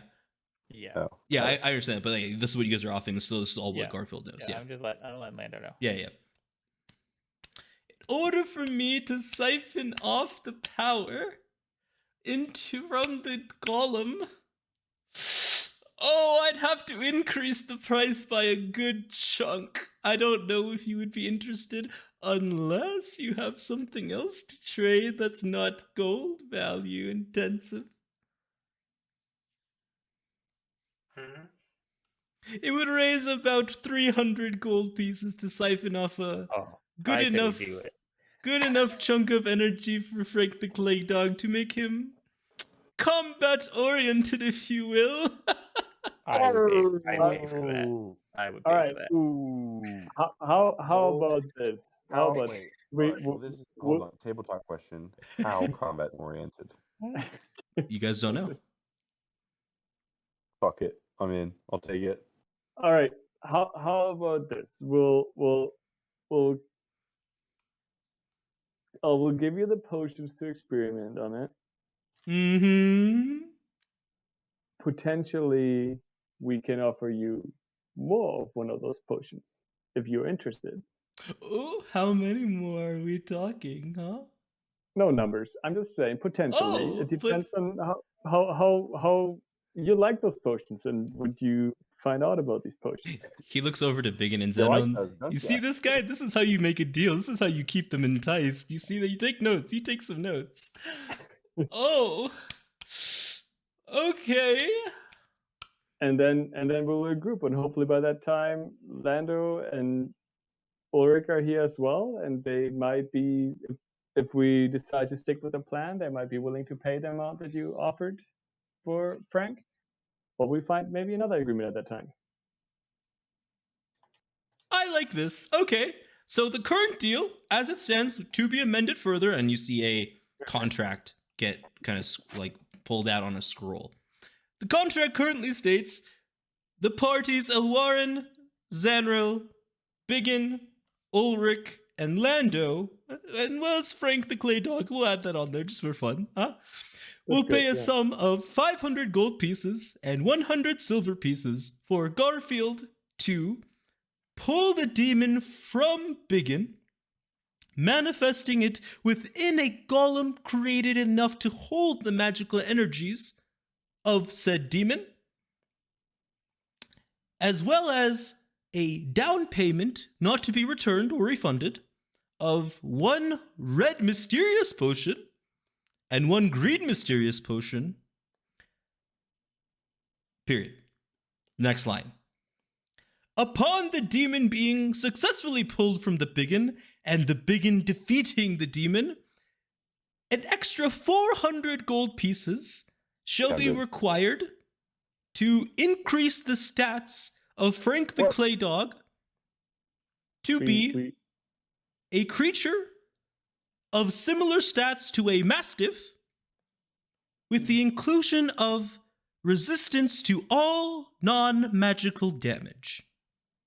Should the price just go up 100 gold? Yep, because Yeah, he's adding the resistance portion on there, and he's going to allow you guys to counter and like revise as needed. Can we revise? How You can, strong is yeah. the master? No, well, I mean, this is the optional part of the contract. The contract, right? yeah, So which can be we agree on the first part. Yeah, and so the you can second agree on the first part, is doing and- the potion.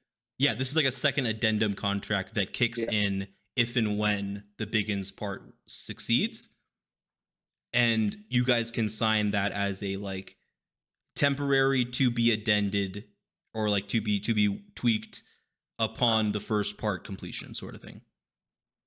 It's like the first contract like has to be signed just to get the demon out of BigYin, and the secondary portion is a secondary contract that triggers upon the first one completing, sort of thing. So you guys can amend them separately. Amending the second one doesn't affect the first one occurring, if that makes sense. Yeah.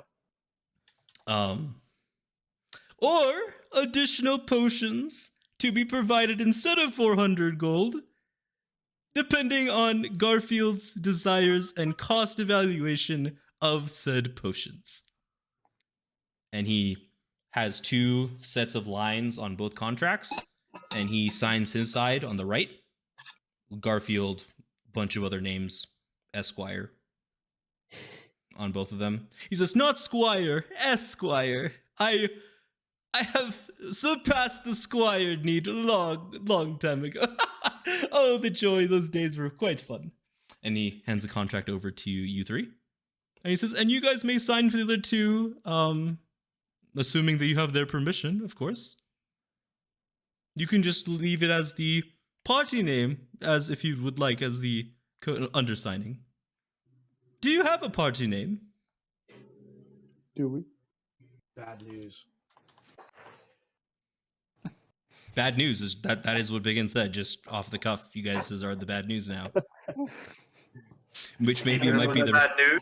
yeah, which might be why there's 6 warrants out for your arrest. Bad news The- in town. Yeah, the bad news are in town. Yeah. So we can end there if you guys would like, as we've kind of come up to our time slot, which gives you guys some time to talk out of character and out of game on what additional things you guys would want to do, and then we'll kind of get back into this next week. Sound good for everybody? Sounds good. Sweet. Yeah. Thank you all for joining. I appreciate it. Have a good night.